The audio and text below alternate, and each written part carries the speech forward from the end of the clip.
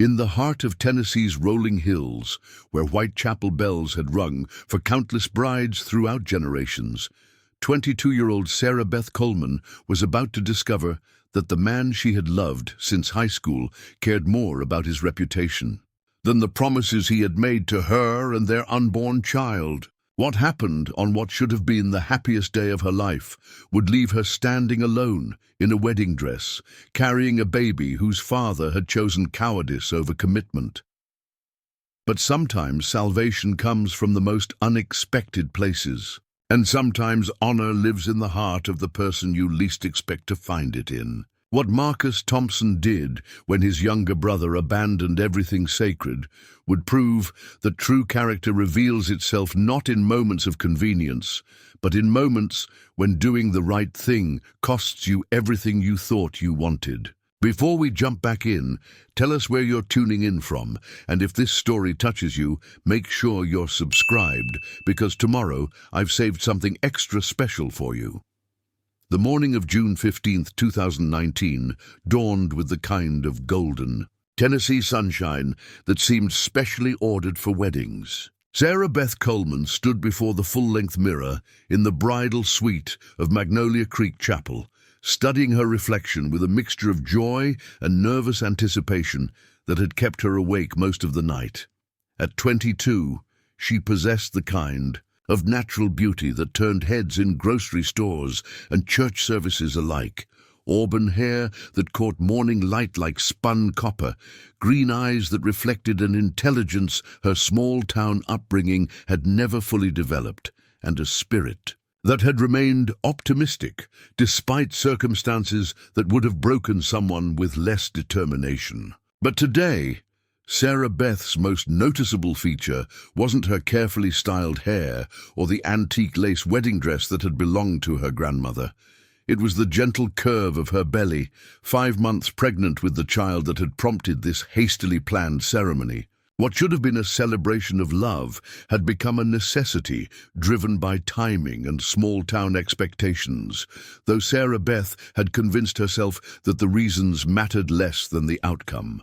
The Coleman family had been fixtures in Millbrook, Tennessee for 4 generations. Sarah Beth's father, Robert Coleman, had owned the town's only hardware store until his death from a heart attack 2 years earlier, leaving behind medical bills that had consumed the family's modest savings and forced Sarah Beth to drop out of nursing school to help support her mother.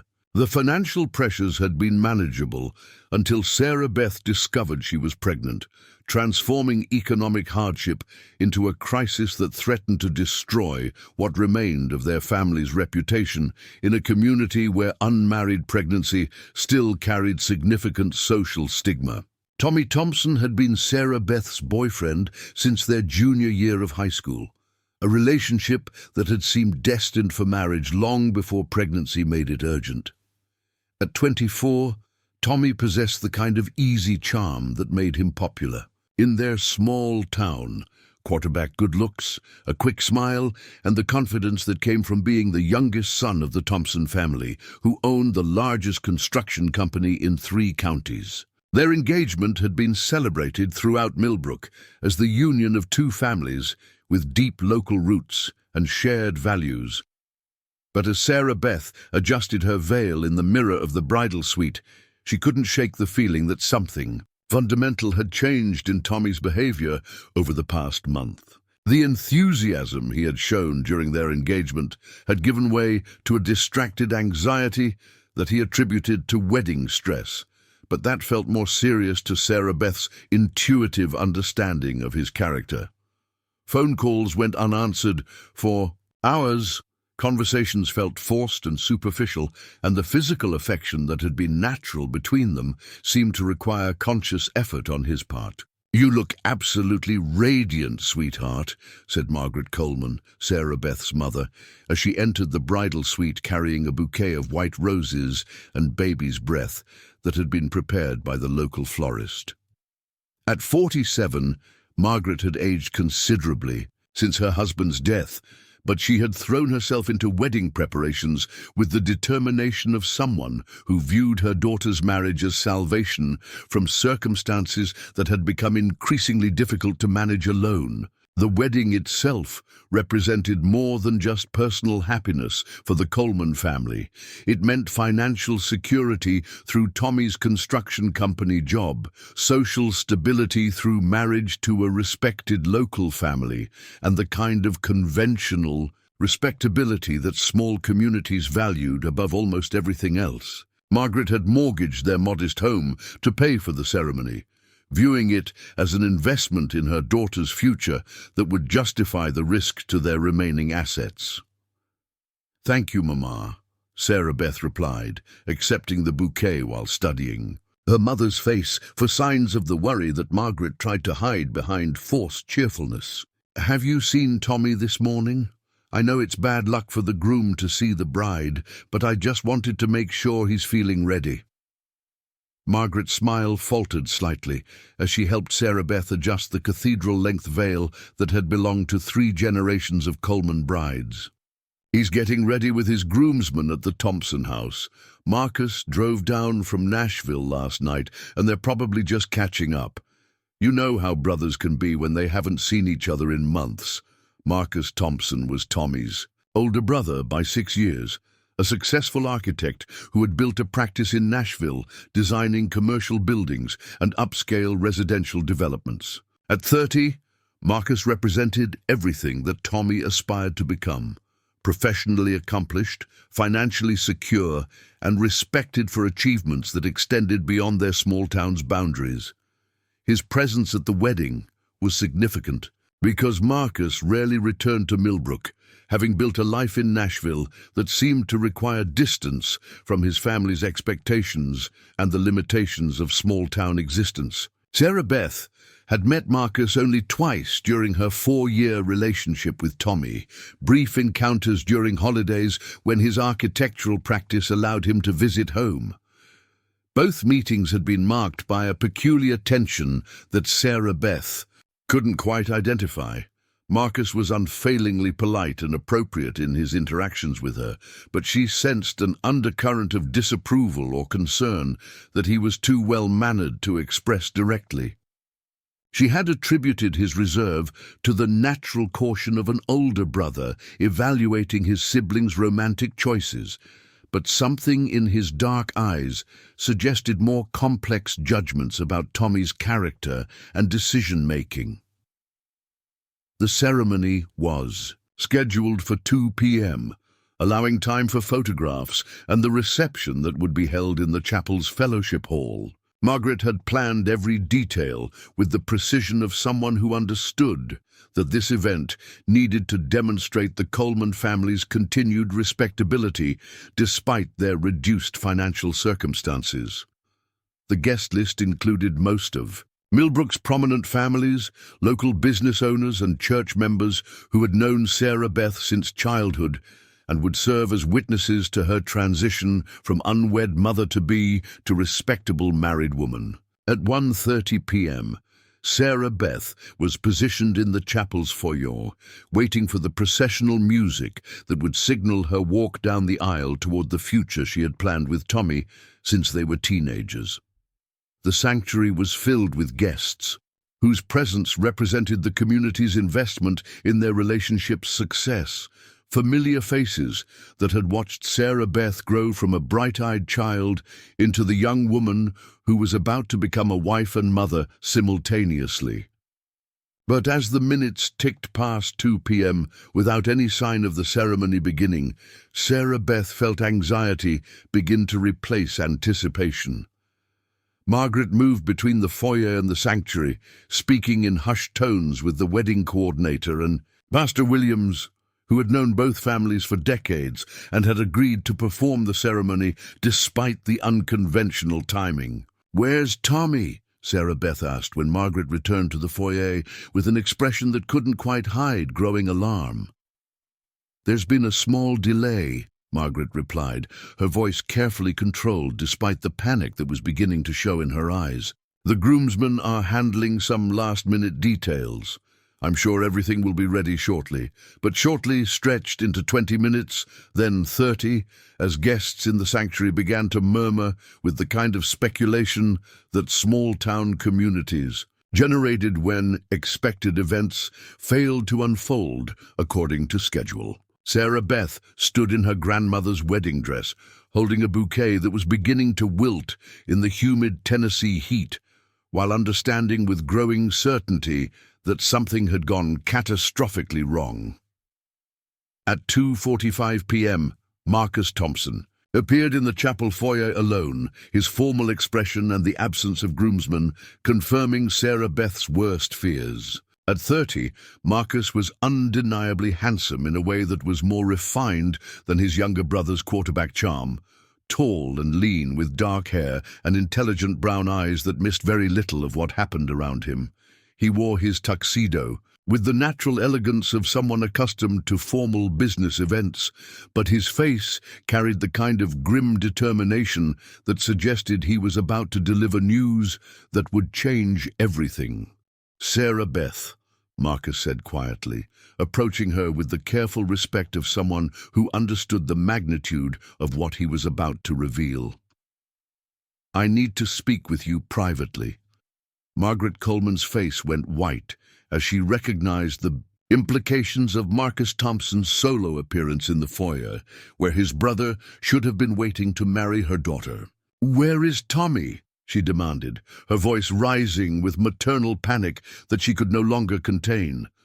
"That's what I need to explain," Marcus replied, his tone gentle but firm as he gestured toward a small parlor adjacent to the foyer. "Could we have a moment alone?" Sarah Beth felt the floor seem to shift beneath her feet as she followed Marcus into the parlor, understanding with crystalline clarity that her life was about to be destroyed by whatever he was about to tell her.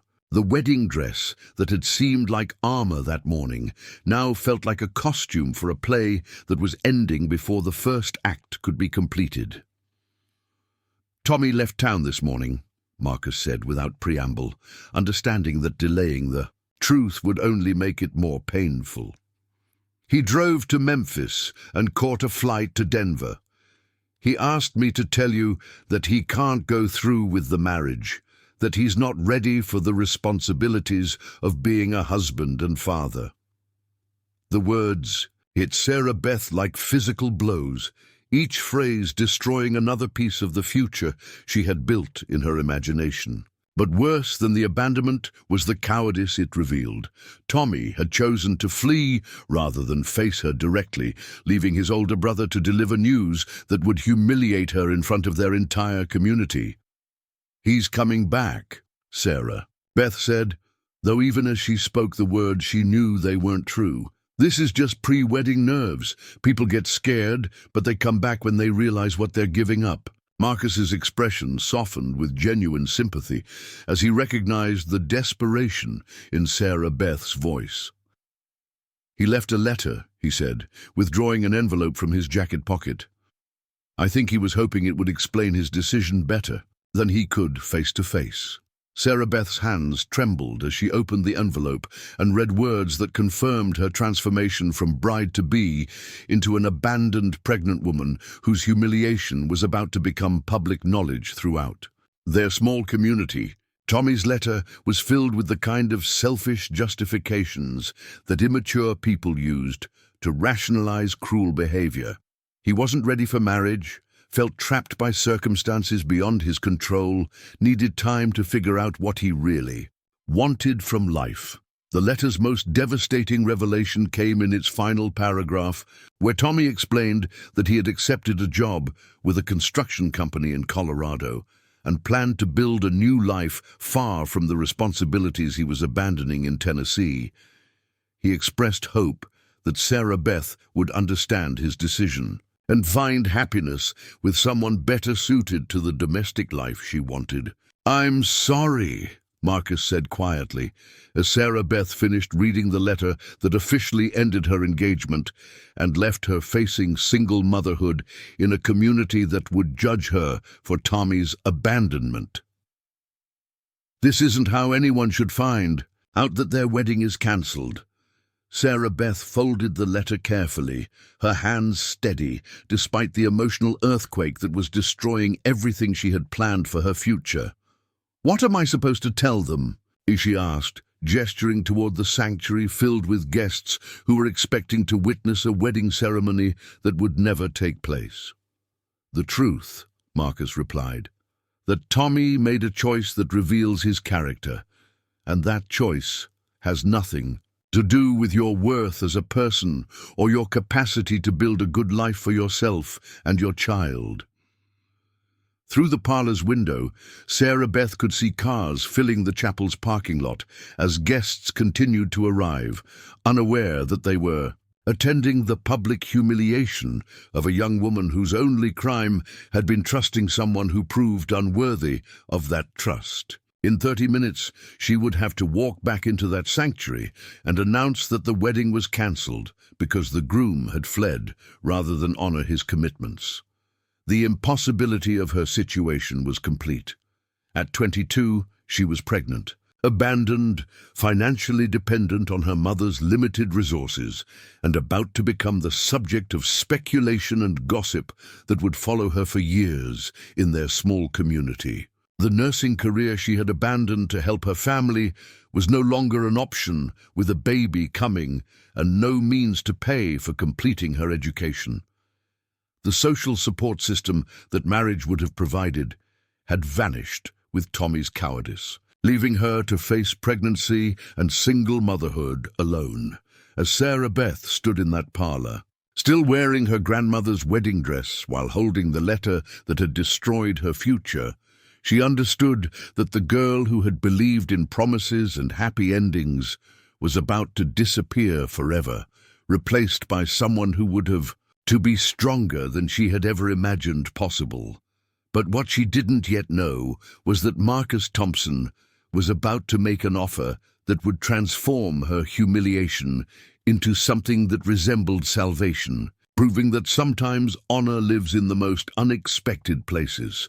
Preparing and narrating this story took us a lot of time, so if you are enjoying it, subscribe to our channel. It means a lot to us.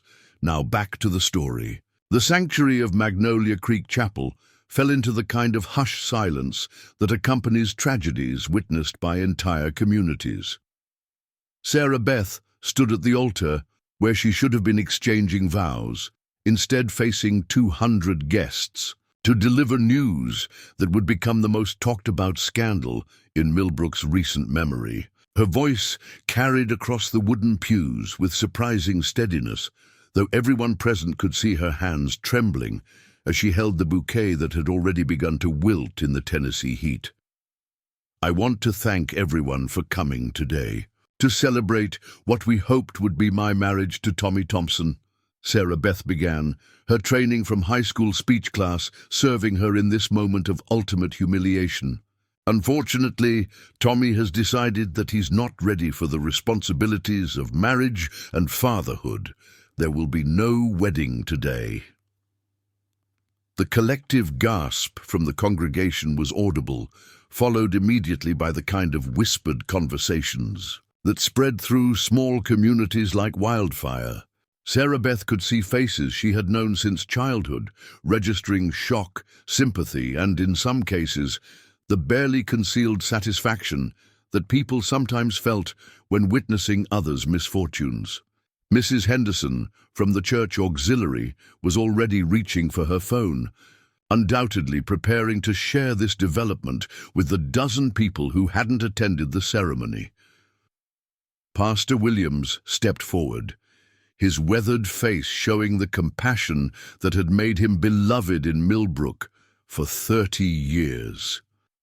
"Let us pray for wisdom and healing for all involved," he announced, attempting to provide spiritual context for a situation that defied easy explanation. But even his practiced pastoral presence couldn't diminish the reality that Sarah Beth Coleman had just become the subject of speculation that would follow her for years. Margaret Coleman sat in the front pew, her face pale with the shock of watching her daughter's carefully planned future collapse in front of their entire social circle. The mortgage she had taken on their home to pay for this wedding now represented debt without corresponding benefit, financial strain that would make their already difficult circumstances nearly impossible to manage. The respectability that marriage was supposed to restore to their family had been replaced by scandal that would make their situation worse than before. But the most devastating aspect of Sarah Beth's humiliation wasn't the immediate embarrassment or even the financial implications. It was the knowledge that Tommy's abandonment had occurred in the most cowardly way possible, fleeing rather than facing her directly, leaving her to explain his absence to a community that would judge her for his failures. Every person in that sanctuary would remember this moment, and many would quietly wonder what Sarah Beth had done to drive away a man who had pursued her for 4 years. As guests began filing out of the chapel, offering awkward condolences and promises to pray for her situation, Sarah Beth found herself alone at the altar with Marcus Thompson, who had remained nearby during her announcement with the protective instincts of someone who understood exactly how cruel public humiliation could become. His presence was both comforting and painful, a reminder that honor existed in the Thompson family, but that she had trusted it to the wrong brother. "You handled that with more grace than most people could manage," Marcus said quietly, waiting until the sanctuary had mostly emptied before approaching Sarah Beth directly. "I know this doesn't help much right now, but Tommy's cowardice reflects his character, not yours." Sarah Beth studied Marcus's face, seeing genuine respect in his dark eyes, rather than the pity she had encountered from most other observers. At 30, he possessed the kind of maturity that his younger brother had never developed, along with the professional success that suggested he understood how to honor commitments even when they became difficult. His presence at this disaster provided the only element of dignity in a situation that had stripped away every pretenses of respectability. "What am I supposed to do now?" Sarah Beth asked, the question encompassing more than just immediate logistics. Her entire future had been predicated on marriage to Tommy, from financial security to social acceptance to raising their child in a stable 2-parent home. Without that framework, she faced single motherhood in a community that would view her situation as moral failure rather than victimization. Marcus was quiet for a long moment, studying Sarah Beth with the analytical thinking that had made him successful in architecture, a profession that required solving complex problems with limited resources and multiple constraints. What he was considering involved risks that could affect his own carefully constructed life, but watching his brother's cruelty had awakened something in him that couldn't be satisfied with mere sympathy or financial assistance. "There is something you could do," Marcus said finally, his voice carrying the careful tone of someone who understood the magnitude of what he was about to propose. "It's unconventional, and it would require trust between people who barely know each other, but it would solve the immediate problems that Tommy's abandonment has created." Sarah Beth felt her heart begin to beat faster as she recognized the seriousness in Marcus's expression.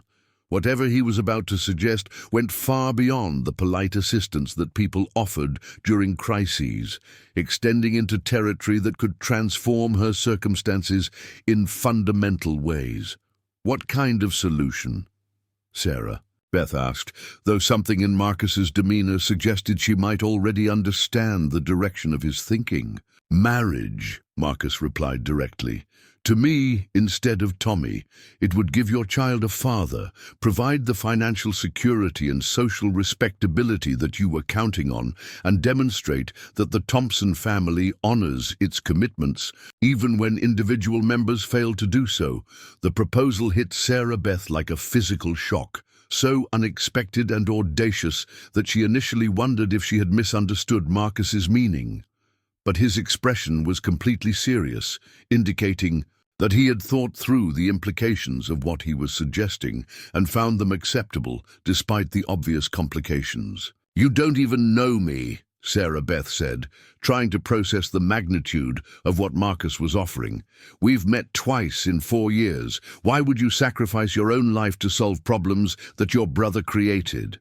Marcus's response revealed principles that separated him fundamentally from Tommy's self-centered approach to difficult situations. "I know enough about your character from how you've handled today's crisis. I know that you deserve better than abandonment and humiliation. And I know that sometimes doing the right thing requires accepting responsibilities that weren't originally yours." The sanctuary was now completely empty, except for the two of them, creating an intimacy that made their conversation feel like something happening outside normal social conventions. Sarah Beth was still wearing her wedding dress. Marcus was still in his tuxedo, and the flowers at the altar remained arranged for a ceremony that had never taken place. The setting emphasized both the tragedy of what had been lost and the possibility of what might be salvaged. "What would you expect from such a marriage?" Sarah Beth asked, recognizing that Marcus's proposal involved complexities that needed to be addressed directly rather than left to assumption and hope. "Partnership," Marcus replied without hesitation. "Mutual respect, shared responsibility for raising your child, and the kind of commitment that makes marriage work even when it begins for practical rather than romantic reasons. I'm not expecting you to fall in love with me immediately, but I am expecting both of us to build something real together." Sarah Beth found herself studying Marcus with new attention, seeing qualities she had never noticed during their brief, previous encounters. His confidence was different from Tommy's superficial charm, deeper, more substantial, based on actual accomplishments rather than small-town popularity. His proposal demonstrated the kind of decisive thinking that successful people applied to complex challenges, along with a willingness to accept personal costs in service of larger principles. "You live in Nashville," Sarah Beth observed, recognizing one of the many practical complications that would need resolution. "I've never lived anywhere but Millbrook. I don't know anything about city life or the kind of social expectations that come with your professional success." "Those are learnable skills," Marcus replied. "What matters is intelligence, adaptability, and genuine character. You demonstrated all 3 qualities during the past hour under circumstances that would have destroyed someone with less strength." Margaret Coleman appeared in the sanctuary doorway, her face showing the strain of attempting to manage the social aftermath of her daughter's humiliation while processing her own financial disaster. The wedding reception would need to be cancelled.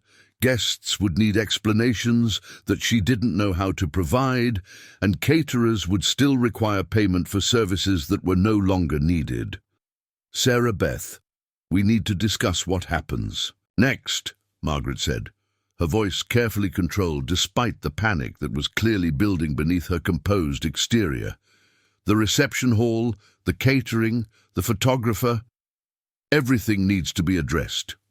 Marcus stepped forward, understanding that his proposal would affect Margaret Coleman as much as her daughter. "Mrs. Coleman, I've just offered to marry Sarah Beth today, as originally planned. If she accepts, the reception can proceed as scheduled, and none of the arrangements need to be changed." Margaret's face registered complete shock as she processed Marcus's unexpected offer. The financial relief alone would be significant, but the social implications were even more dramatic. Instead of suffering the humiliation of a cancelled wedding, the Coleman family could emerge from this crisis with connections to the Thompson family's success and respectability. "That's very generous," Margaret said carefully. "But marriage is a serious commitment that shouldn't be entered into lightly, especially under these circumstances." "I understand the seriousness," Marcus replied. "I'm not offering charity or a temporary solution to an embarrassing situation. I'm proposing a real marriage based on shared values and mutual commitment to building something meaningful together. Sarah. Beth looked between Marcus and her mother, recognizing that her decision would determine not just her own future, but the trajectory of her child's life and her family's financial survival. The practical advantages of accepting Marcus's proposal were undeniable: financial security, social respectability, a father for her baby, and escape from the scandal that Tommy's abandonment had created. But beyond practical considerations, Sarah Beth found herself genuinely intrigued by Marcus Thompson as a person. His behavior during this crisis had revealed character qualities that his younger brother completely lacked: honor, decisiveness, and the kind of mature thinking that suggested he understood how to build something lasting, rather than just pursuing immediate gratification. "I need to understand something," Sarah Beth said, addressing Marcus directly. "This isn't pity or some kind of rescue fantasy. You really believe we could build a successful marriage together?" "I believe successful marriages are built on respect, shared goals, and commitment to working through challenges together," Marcus replied. "Romance is wonderful when it develops, but it's not the only foundation for a partnership that lasts. What I'm offering is the opportunity to build something real based on what we learn about each other going forward." The afternoon sun, streaming through the chapel's stained glass windows, cast colored light across the altar where Sarah Beth was still standing in her grandmother's wedding dress. The irony of the situation wasn't lost on her. The wedding dress that had been prepared for Tommy was perfectly suitable for Marcus.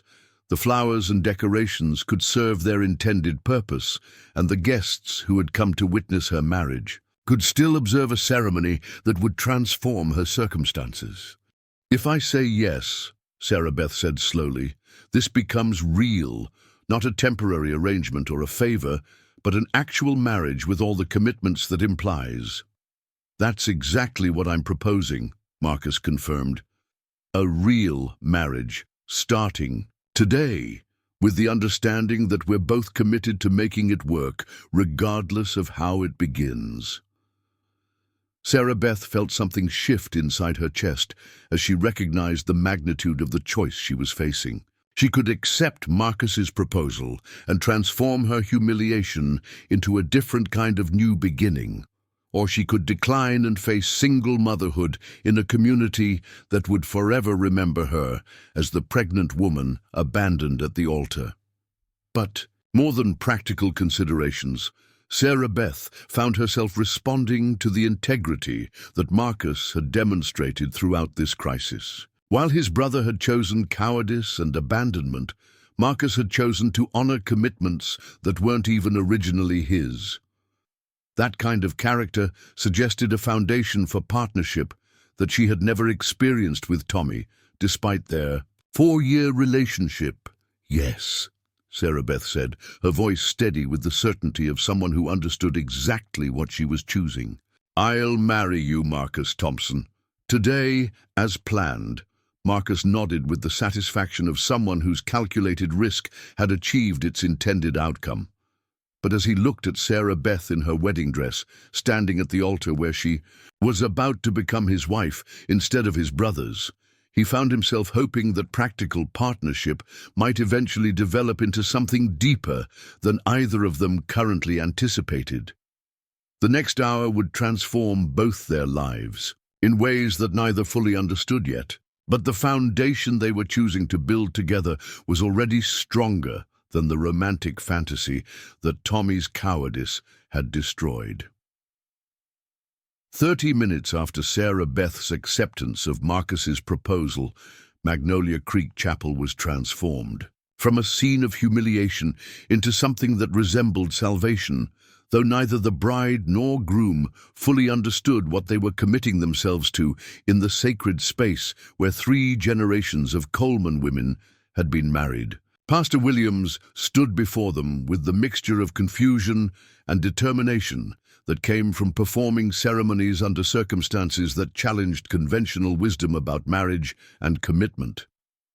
The sanctuary had refilled with guests, who had returned after word spread through Millbrook's interconnected social networks that a wedding would take place after all, though with a groom substitution that had never occurred in the chapel's 70-year history. Sarah Beth stood beside Marcus at the altar where she had planned to marry Tommy, wearing the same dress and holding the same bouquet, but feeling like an entirely different person than the hopeful bride who had awakened that morning, believing. In fairy tale endings, Marcus had made quick calls to his architectural firm in Nashville, informing his business partner that he would be taking an extended leave of absence to handle family circumstances that required his immediate attention. The deliberate vagueness of his explanation would fuel speculation among his professional colleagues, but Marcus's reputation for careful decision-making meant that most would assume he had compelling reasons for any major life changes.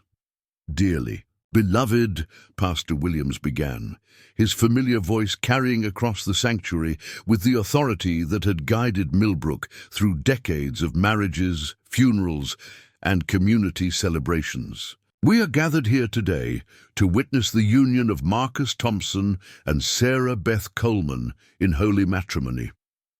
While the circumstances bringing us together are unusual, the commitment being made is as sacred as any that has been witnessed in this sanctuary."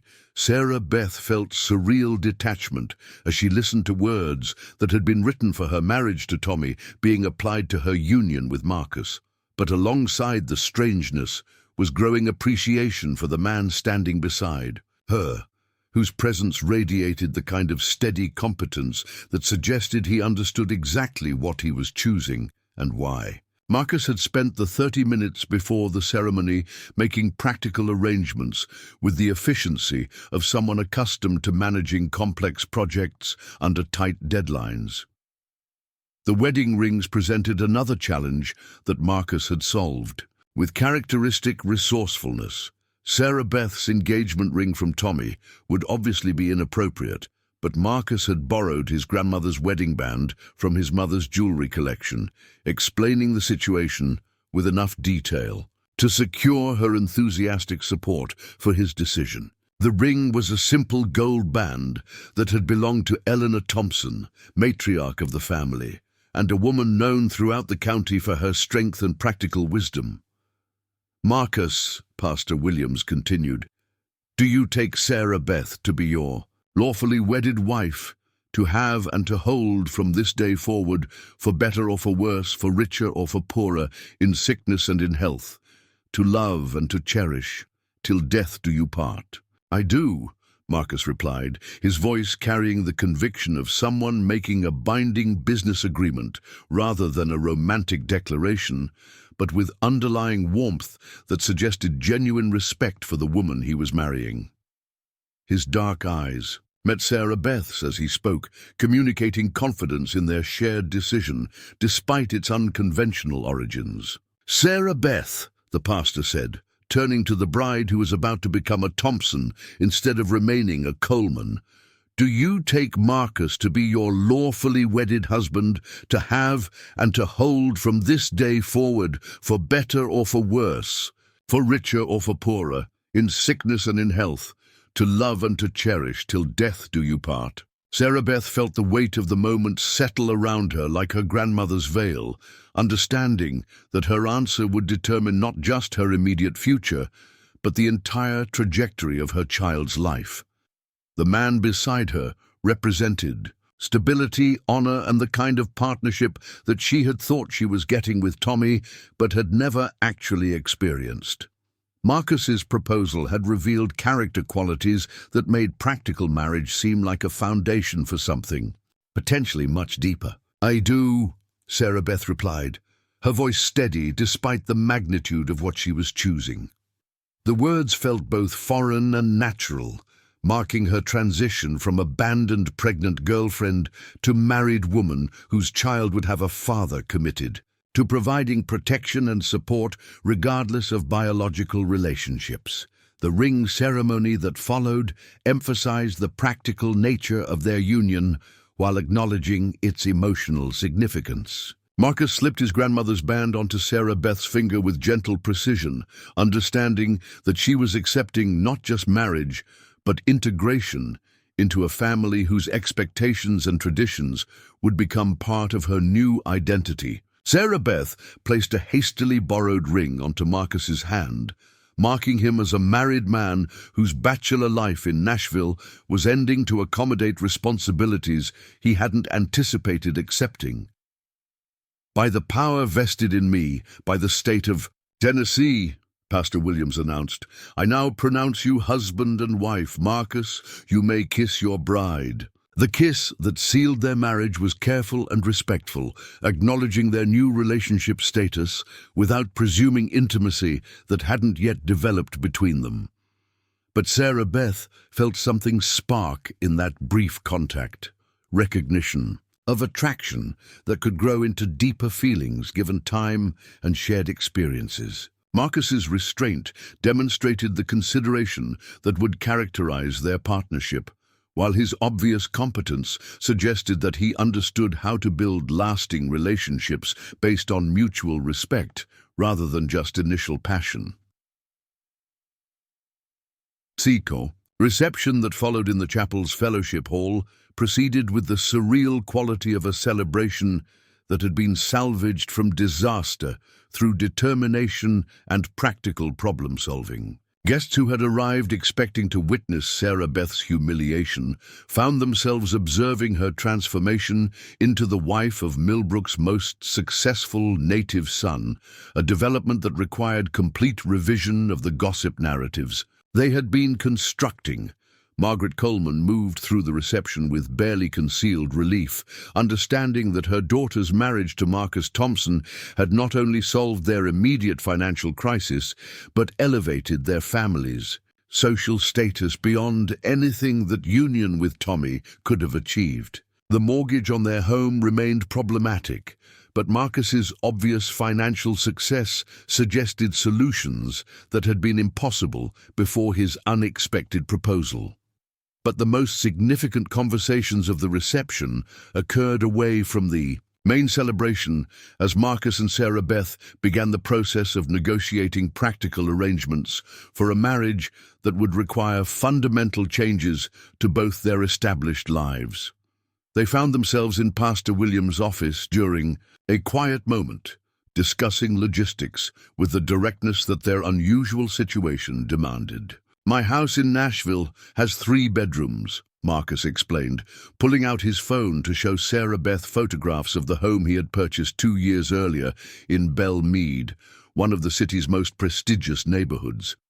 "It's about 20 minutes from downtown, good schools in the area, and enough space for a nursery without feeling cramped. But it's also a significant change from small-town life." Sarah Beth studied the images of Marcus's home, seeing tasteful modern architecture surrounded by mature trees and manicured landscaping that spoke of professional success and sophisticated aesthetic sensibilities. The house was larger and more elegant than anything she had experienced, representing a lifestyle that would require adjustment to expectations and social conventions she didn't yet understand. "What about my mother?" Sarah Beth asked, recognizing one of the complications that would need resolution. Margaret Coleman's financial situation remained precarious, and leaving her alone in Millbrook would create emotional and practical problems. That couldn't be ignored. "There's a guest suite that could work as a temporary arrangement while we figure out longer-term solutions," Marcus replied, demonstrating the inclusive thinking that separated him from people who created problems rather than solving them. "Your mother is welcome to move to Nashville if that's what makes sense, or we can help her maintain independence here if she prefers staying in Millbrook." The conversation revealed Marcus's approach to marriage as a partnership that involved families and communities rather than just 2 individuals. His architectural training had taught him to consider all stakeholders in complex projects, and he was applying that systematic thinking to the challenge of integrating their lives successfully. "My work schedule is demanding but flexible, Marcus. continued, opening his calendar to show Sarah Beth the structure of his professional obligations. I travel occasionally for client meetings, but most of my work can be done from home when necessary. The pregnancy and early parenthood will require adjustments that I'm prepared to make. Sarah Beth found herself impressed by Marcus's thoroughness in considering practical implications of their marriage. Unlike Tommy, who had approached their relationship with the assumption that circumstances would somehow work themselves out without deliberate planning, Marcus was demonstrating the kind of strategic thinking that successful partnerships required. "I don't know anything about Nashville society," Sarah Beth admitted, recognizing one of her anxieties about the life change she was accepting. "I've never been to charity events or business dinners or the kind of social functions that probably come with your professional success." "Those skills can be learned," Marcus replied with the patience of someone who understood that adaptation took time and support. "My success comes from competence and hard work, not from social connections or political maneuvering. The people worth knowing will respect you for your character, not your background." As the reception continued around them, Sarah Beth began to understand that her marriage to Marcus represented more than escape from Tommy's abandonment. It was entry into a world of possibilities that had been completely outside her previous experience, opportunities for growth and achievement that small-town life had never offered. The pregnancy that had seemed like a limitation in Millbrook might become a source of fulfillment in Nashville, where resources and support systems could provide everything her child would need to thrive. "When do we leave for Nashville?" Sarah Beth asked, understanding that their honeymoon would actually be the process of relocating her entire life to accommodate their partnership. "Tomorrow morning," Marcus replied. "I've arranged for a moving company to pack your belongings and your mother's essential items if she decides to come with us initially. The transition will be easier if we establish our household routine quickly rather than extending the uncertainty." The practical efficiency of Marcus's planning impressed Sarah Beth, while also emphasizing how completely her life was about to change. In 18 hours, she would be living in a city she had visited only twice, married to a man she barely knew, preparing for motherhood in circumstances she had never imagined. The adventure was both thrilling and terrifying, representing either the beginning of something wonderful or a mistake with consequences that would affect her for decades. But as the evening wound down and guests began departing with well wishes for the newlyweds' future happiness, Sarah Beth found herself feeling optimistic about the journey she was beginning with Marcus Thompson. His behavior throughout their wedding day had consistently demonstrated integrity, thoughtfulness, and the kind of mature leadership that suggested he understood how to build something lasting rather than just pursuing immediate gratification.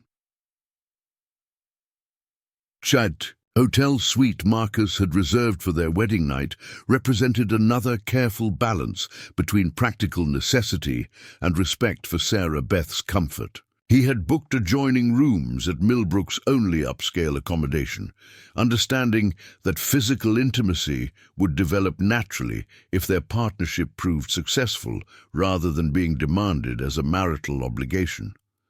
"Thank you, Sarah," Beth said as they stood in the hallway between their rooms, still wearing their wedding attire but feeling like different people than they had been that morning.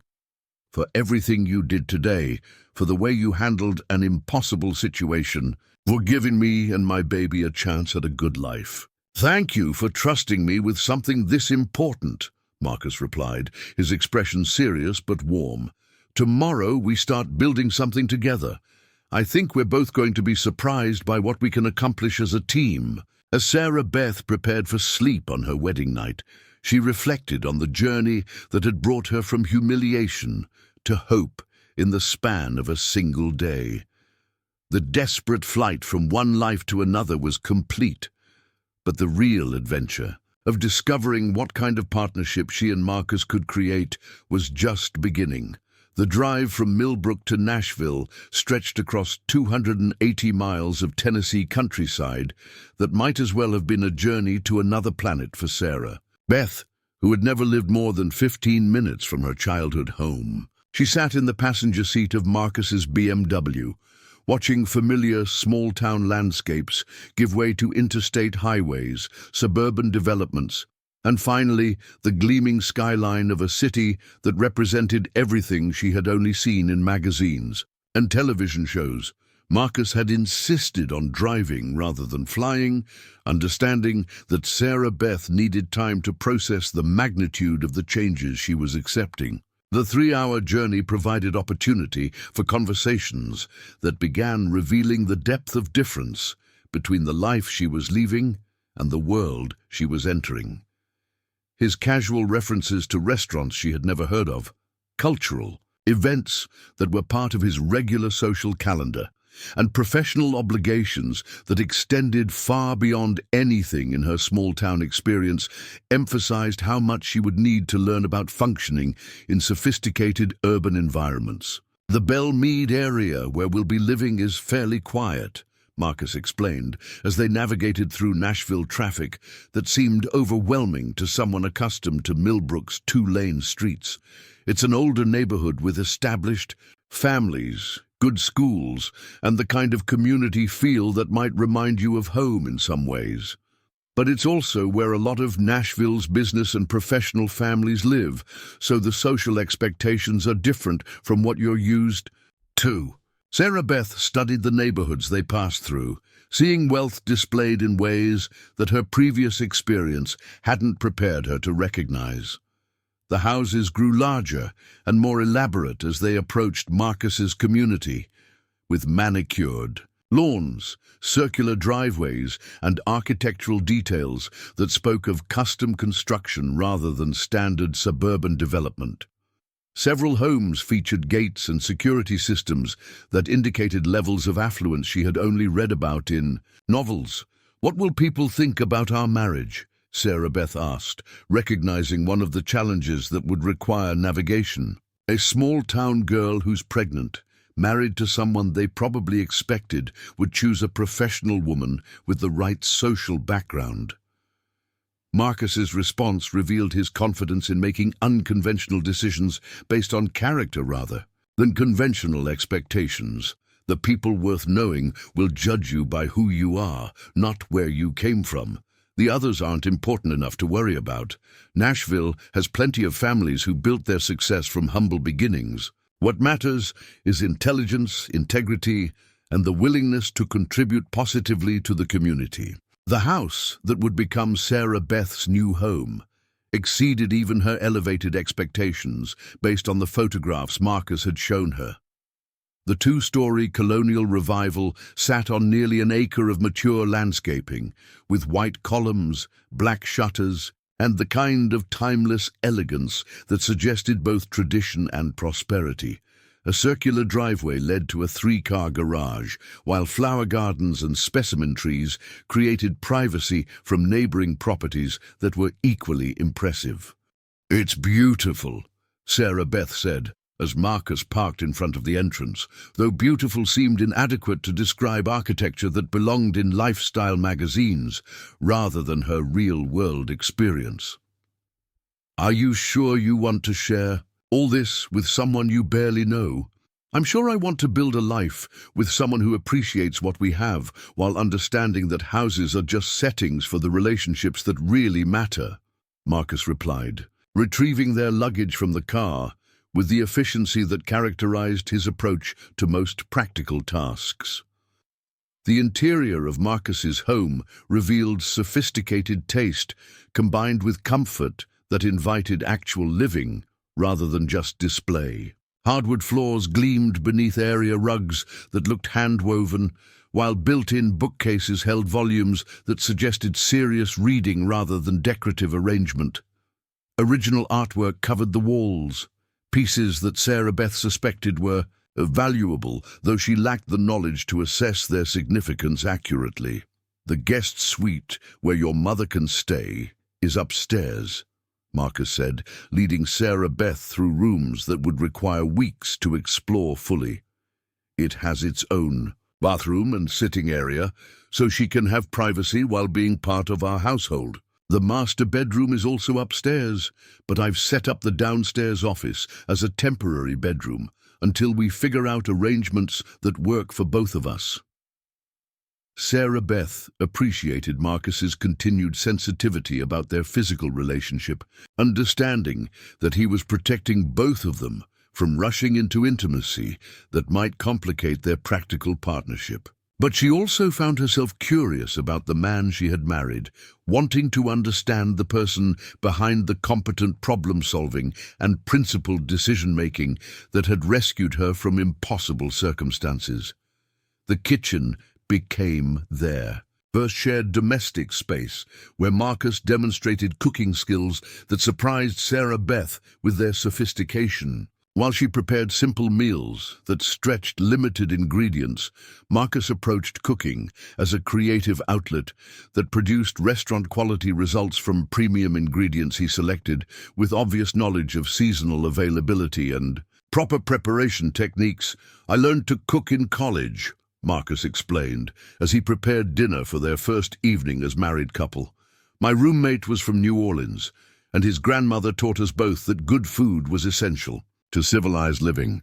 I found that cooking helps me think through complex problems while creating something that brings people together." Sarah Beth watched Marcus work with the fluid movements of someone who had mastered practical skills through deliberate practice, noting how he approached even simple tasks with attention to detail that ensured excellent results. His standards were clearly higher than anything she had experienced, but he demonstrated them through example rather than criticism, creating opportunities for her to learn without feeling inadequate about her current capabilities. Their dinner conversation revealed the complexity of Marcus's professional world and the social obligations that came with architectural success in a competitive market. He described current projects that included designing office buildings for major corporations, residential developments for wealthy clients, and public buildings that would serve Nashville's growing population for decades to come. Architecture is problem-solving with aesthetic considerations, Marcus explained when Sarah Beth asked about his work satisfaction.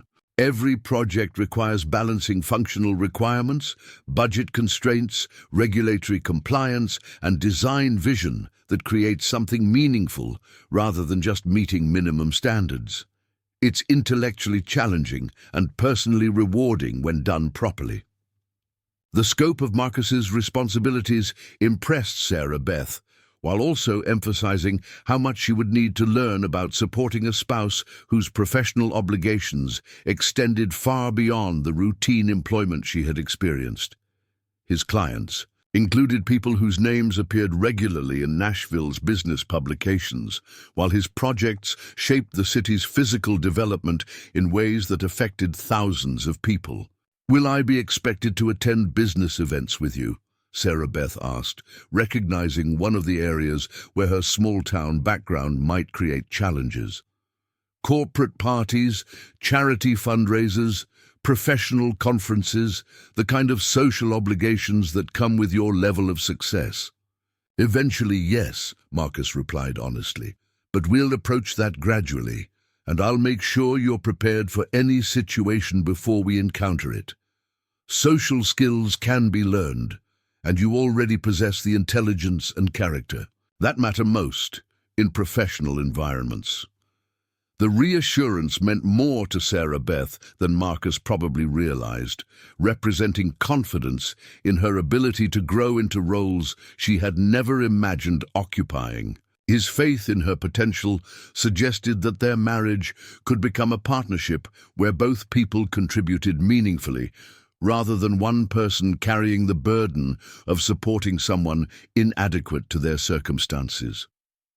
Their first week Together, established routines that balanced Marcus's work obligations with Sarah Beth's need to adapt to urban life while managing pregnancy in an environment where she lacked familiar support systems. Marcus arranged for her to meet Dr. Jennifer Patterson, an obstetrician whose practice served many of Nashville's professional families and who could provide the kind of prenatal care that small-town medicine couldn't match. "Your baby is developing beautifully," Dr. Patterson announced after Sarah Beth's first appointment at a medical facility that seemed more like a luxury hotel than the rural clinic where she had received previous care. "The nutrition and stress management programs we'll implement should ensure optimal development throughout the remainder of your pregnancy." The medical resources available in Nashville astounded Sarah Beth, who had never experienced health care that included nutritional counseling, stress reduction techniques, and comprehensive monitoring that caught potential problems before they became serious. Marcus's insurance coverage provided access to specialists and treatments that would have been financially impossible in her previous circumstances. But the most significant encounter of Sarah Beth's first week in Nashville occurred at a charity luncheon that Marcus's business partner, David Richardson, had organized to raise funds for a children's hospital expansion project. Sarah Beth attended reluctantly, understanding that she would need to begin integrating into Marcus's social world, but anxious about her ability to navigate conversations with people whose backgrounds differed dramatically from her own. "Sarah, Beth, I'd like you to meet Catherine Morrison," Marcus said, introducing her to a woman who appeared to be in her early 40s, elegantly dressed, but with the kind of warm demeanor that immediately put Sarah Beth at ease. "Catherine chairs the Hospital Foundation Board and has been instrumental in organizing today's event." Catherine Morrison's response to meeting Sarah Beth revealed the sophisticated social skills that characterized Nashville's established families. Rather than asking intrusive questions about their sudden marriage or Sarah Beth's background, Catherine focused on making her feel welcome while providing information about community resources that might be helpful for someone new to the city. "If you're interested in prenatal classes, the hospital offers excellent programs for expectant mothers," Catherine said, somehow knowing exactly what information would be most valuable. "They also have support groups for women who are adjusting to major life changes. Sometimes it helps to talk with people who understand the challenges of building new lives in unfamiliar environments." The conversation revealed that Nashville's professional community included many people who had relocated from smaller communities and understood the adaptation challenges that Sarah Beth was facing. Catherine's easy acceptance and practical assistance suggested that Marcus had been correct about finding genuine community among people who valued character over background. "Catherine grew up in a small town in Kentucky," Marcus explained later as they drove home from the luncheon. "She moved to Nashville when she married her husband, who's a surgeon at Vanderbilt. She understands exactly what you're experiencing and could become a valuable friend if you're interested in developing that relationship." Sarah Beth found herself grateful for Marcus's insight into social dynamics and his ability to identify people who could provide support during her transition. His network of professional relationships included individuals who had navigated similar challenges and could offer guidance based on their own experiences, adapting to sophisticated urban environments. The week concluded with Sarah Beth's first encounter with Marcus's family, when his parents drove down from their retirement home in Kentucky to meet their new daughter-in-law and assess the marriage that had surprised them with its suddenness. James and Eleanor Thompson possessed the kind of understated elegance that came from old-fashioned prosperity built through hard work rather than inherited wealth. "We're delighted to welcome you to our family," Eleanor Thompson said, embracing Sarah Beth with genuine warmth that dispelled her anxiety about family acceptance. Marcus has always been our most thoughtful child, and his decision to marry you tells us everything we need to know about your character." The family dinner that followed revealed where Marcus had learned the principles that had guided his response to Tommy's abandonment. James Thompson spoke about business ethics with the conviction of someone who had built success through honest dealing, while Eleanor Thompson demonstrated the kind of gracious strength that had guided Southern families through generations of social and economic challenges. "Marriage is about partnership," Eleanor advised Sarah Beth during a private moment in the kitchen. "Building something together that's stronger than what either person could accomplish alone. Marcus chose you because he recognized qualities that will make your partnership successful. Trust that judgment and give yourselves time to discover what you can create together."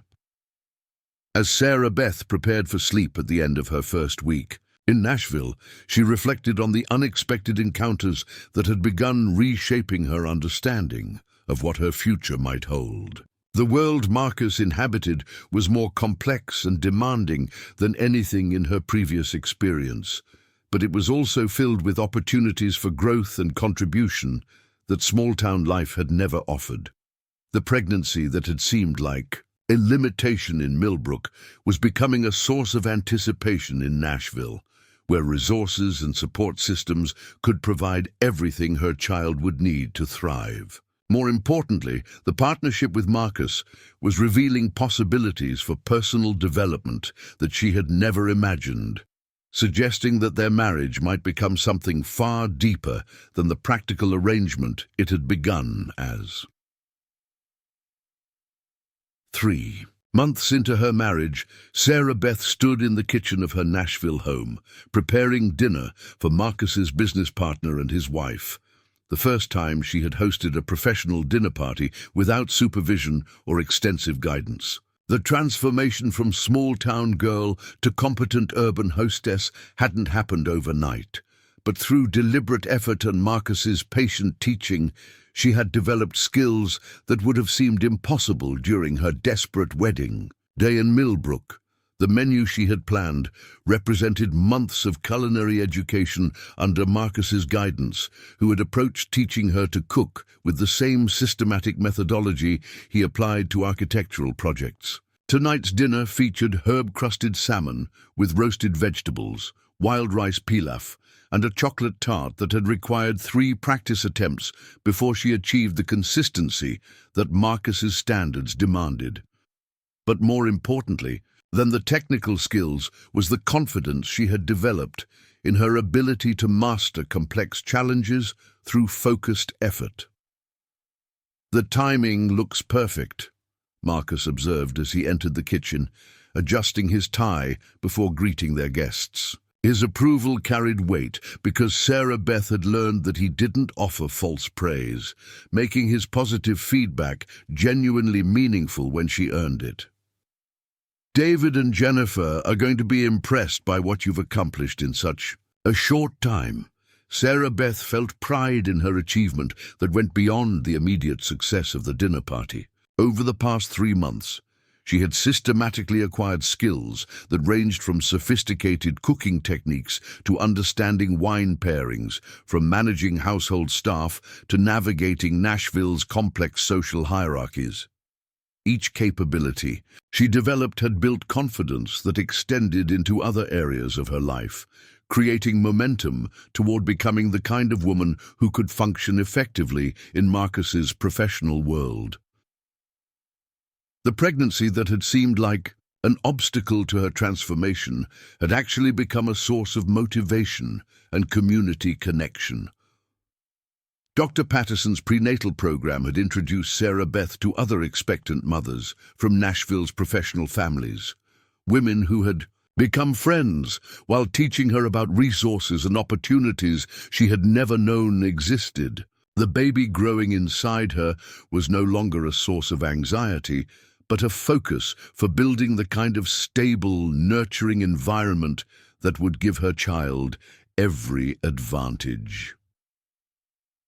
Mrs. Thompson, called Maria Santos, the housekeeper who had become Sarah, Beth's most valuable teacher in managing the practical aspects of their household. The flowers for the dining room table arrived this morning. Should I arrange them according to your preferences, or would you like to handle the arrangement yourself? The formal address still felt strange to Sarah Beth, who had grown up in a household where everyone called each other by first names, and household tasks were shared among family members rather than delegated to paid staff. But she had learned that managing domestic employees required clear communication and consistent expectations, skills that translated into other areas of leadership and organization. "I'll arrange them myself, Maria," Sarah Beth replied, understanding. That hands-on involvement in details demonstrated respect for the work while allowing her to develop aesthetic judgment that would serve her in future entertaining situations. "But please check that the dining room china is properly set according to the formal service we discussed yesterday." The transformation in Sarah Beth's ability to manage complex household operations impressed Marcus, who had initially worried that the adjustment from small-town simplicity to urban sophistication might prove overwhelming.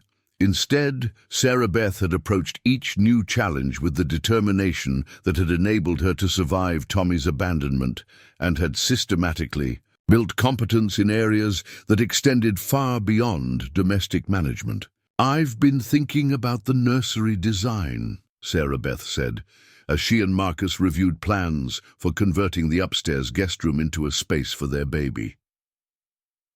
"The architectural elements you suggested would create beautiful natural light, but I'd like to incorporate some family pieces that connect our child to both our histories." Marcus studied the sketches Sarah Beth had prepared, noting how her suggestions balanced aesthetic considerations with practical functionality in ways that demonstrated genuine understanding of design principles. Her intuitive grasp of spatial relationships and color coordination had surprised him, suggesting creative capabilities that small-town life had never encouraged her to develop. "These are sophisticated design concepts," Marcus said, examining Sarah Beth's drawings with the critical eye he applied to professional projects. "You're thinking about how the space will function as the baby grows, while creating an environment that's both beautiful and practical. Have you considered taking some formal design courses to develop these instincts further?" The suggestion opened possibilities that Sarah Beth had never imagined for herself. In Millbrook, her educational opportunities had been limited to nursing, school, or teaching certification, practical careers that provided stable employment but little creative expression. Marcus's world offered access to continuing education that could develop her natural abilities into professional capabilities, potentially creating career options that aligned with her interests rather than just economic necessity. "There's an interior design program at Watkins College that includes both artistic training and business management," Marcus continued, recognizing Sarah Beth's genuine interest in the field. "The classes are scheduled to accommodate working professionals, and many of the instructors have established practices that provide networking opportunities for students with talent and determination." Sarah Beth felt excitement building as she considered the possibility of developing professional skills that could complement Marcus's architectural practice while providing personal fulfillment that extended beyond domestic responsibilities. The pregnancy would require delaying formal enrollment, but the goal gave her something to work toward that represented growth rather than just adaptation to circumstances. Their conversation was interrupted by the arrival of David Richardson and his wife Jennifer, whose presence would test Sarah Beth's development as a hostess capable of managing the social aspects of Marcus's professional relationships. David served as Marcus's business partner in their architectural firm, while Jennifer worked as a curator at the Frist Art Museum, making both of them sophisticated judges of cultural refinement and social skills. "Sarah Beth, your home is absolutely lovely," Jennifer said as she admired the dining room that Sarah Beth had prepared with careful attention to details that created elegance without ostentation. The way you've balanced formal elements with comfortable warmth shows real aesthetic judgment. Marcus is lucky to have found someone who understands how to create environments that enhance rather than compete with good architecture. The compliment meant more to Sarah Beth than casual praise, because it came from someone whose professional expertise qualified her to make informed judgments about design quality. Jennifer's approval suggested that Sarah Beth's instincts were developing in directions that could support serious creative pursuits rather than just adequate domestic management. Dinner conversation revealed how much Sarah Beth's intellectual confidence had grown during her months in Nashville. She participated meaningfully in discussions about urban development projects, cultural events, and business strategies that would have been completely outside her knowledge base during her Millbrook years. Marcus had encouraged her reading in areas related to his work while introducing her to cultural activities that expanded her understanding of architecture, design, and urban planning. The hospital expansion project we're designing includes sustainable building techniques that reduce environmental impact while creating healing environments for patients, Marcus explained to Jennifer, who was considering featuring architectural photography in an upcoming museum exhibition. Sarah Beth has been researching how natural lighting and material choices affect patient recovery rates, contributing insights that improved our design approach. Sarah Beth felt pride in being recognized as a contributor to Marcus's professional work, rather than just a supportive spouse who remained on the periphery of his career. Her research into healthcare facility design had genuinely improved their project outcomes, while developing her own expertise in specialized areas of architecture and interior design. "That research sounds fascinating," Jennifer said, turning to Sarah Beth with genuine interest. "The museum is always looking for community volunteers who can contribute specialized knowledge to our educational programs. Would you be interested in helping develop content for an exhibition about architecture's impact on community health?" The invitation represented recognition of Sarah Beth's developing expertise and an opportunity to contribute meaningfully to Nashville's cultural community. Museum work would provide professional experience while building connections with people who shared her interests in design and community development. After their guests departed, Sarah Beth and Marcus settled in their living room to discuss the evening's success and plan future entertaining obligations that would come with Marcus's growing professional prominence. The conversation revealed how their marriage had evolved from practical partnership into genuine collaboration that enhanced both their individual capabilities. "You've become someone I genuinely admire," Marcus said, studying Sarah Beth with the analytical attention he brought to complex problems. "Not just because you've adapted to circumstances that would challenge anyone, but because you've used those challenges to discover capabilities that might never have emerged in easier situations." Sarah Beth felt warmth spread through her chest as she recognized the sincerity in Marcus's assessment. Over 3 months of marriage, she had learned to distinguish between polite encouragement and genuine respect, understanding that Marcus's approval was based on observed competence rather than marital obligation. "I've been thinking about our relationship," Sarah Beth replied, acknowledging the emotional development that had paralleled her practical growth. "What started as gratitude and practical partnership has become something much deeper. I'm falling in love with the man you are, not just appreciating what you've done for me."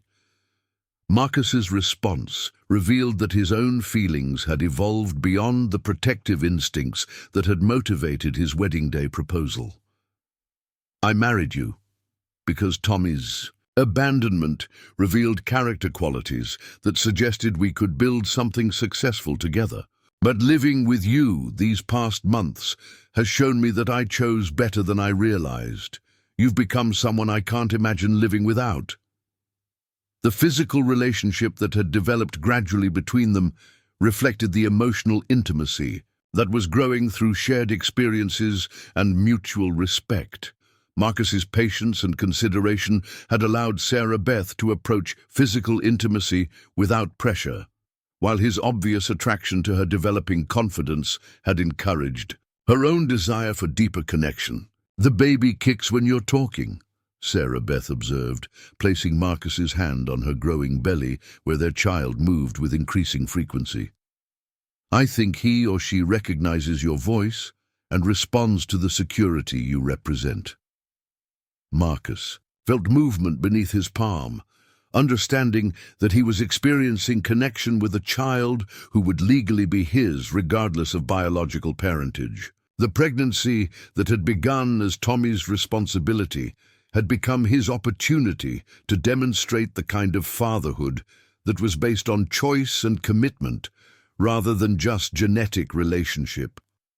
"Our child will never doubt that he or she is wanted and valued," Marcus said, his voice carrying the conviction of someone making a binding promise.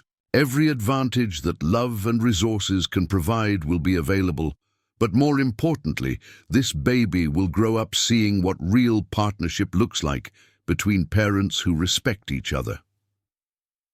As they prepared for bed that night, Sarah Beth reflected on the transformation that had occurred in her life since the wedding day that had begun with humiliation and ended with unexpected salvation. The girl who had been abandoned by Tommy Thompson no longer existed, replaced by a woman who was developing capabilities she had never imagined possessing.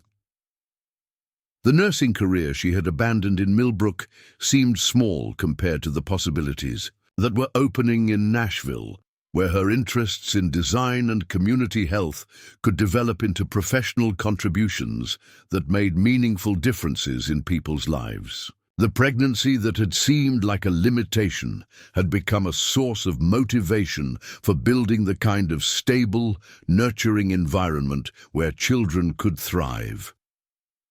Most importantly, the marriage that had begun as a practical arrangement was becoming a partnership that challenged both her and Marcus to become better versions of themselves. Their different backgrounds and experiences created complementary strengths that enhanced their individual capabilities while building something together that was stronger than either could achieve alone. As Sarah Beth drifted towards sleep beside the man who had treated her like a queen when she felt worthless, she understood that her transformation was far from complete. The challenges ahead would test everything she was learning about strength, partnership, and building meaningful lives from difficult circumstances. But for the first time since her father's death had begun the series of crises that led to her wedding day abandonment, Sarah Beth felt capable of handling whatever came next, with confidence in her own abilities and faith in the partnership she was building with Marcus Thompson.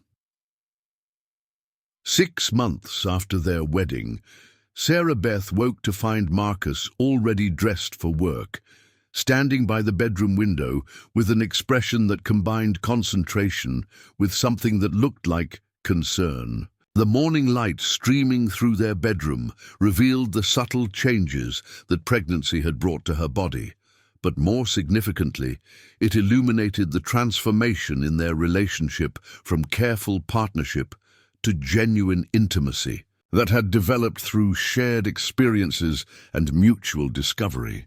"The Henderson Project presentation is today," Marcus said, turning from the window with the focused energy that characterized his approach to important professional milestones. "The hospital board will make their final decision about the expansion, design, and there's significant competition from larger firms with more established healthcare portfolios." Sarah Beth understood that this project represented more than just another architectural commission for Marcus. The Henderson Memorial Hospital expansion would be the largest healthcare facility he had ever designed, potentially establishing his firm as a major player in specialized medical architecture.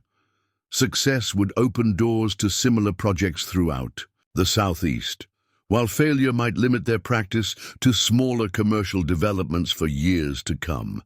"Tell me about the presentation strategy," Sarah Beth said, reaching for the robe that had become necessary as her pregnancy advanced into the 7th month. "What are the board members most concerned about, and how are you addressing their specific priorities?"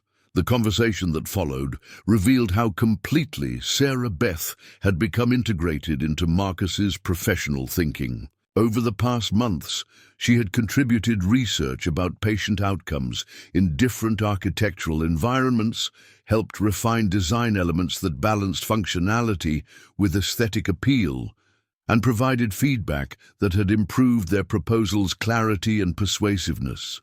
Board members are primarily physicians who understand medical functionality but may not grasp how design choices affect patient recovery and staff efficiency, Marcus explained, reviewing presentation materials that included Sarah Beth's research about natural lighting and healing environments. Your documentation of how architectural features influence patient outcomes provides scientific support for design decisions that might otherwise seem purely aesthetic. Sarah Beth felt pride in contributing meaningfully to Marcus's most important professional opportunity, but also anxiety about the presentation's outcome and its implications for their future. Success would validate Marcus's decision to expand into healthcare architecture while establishing their household's financial security for years to come.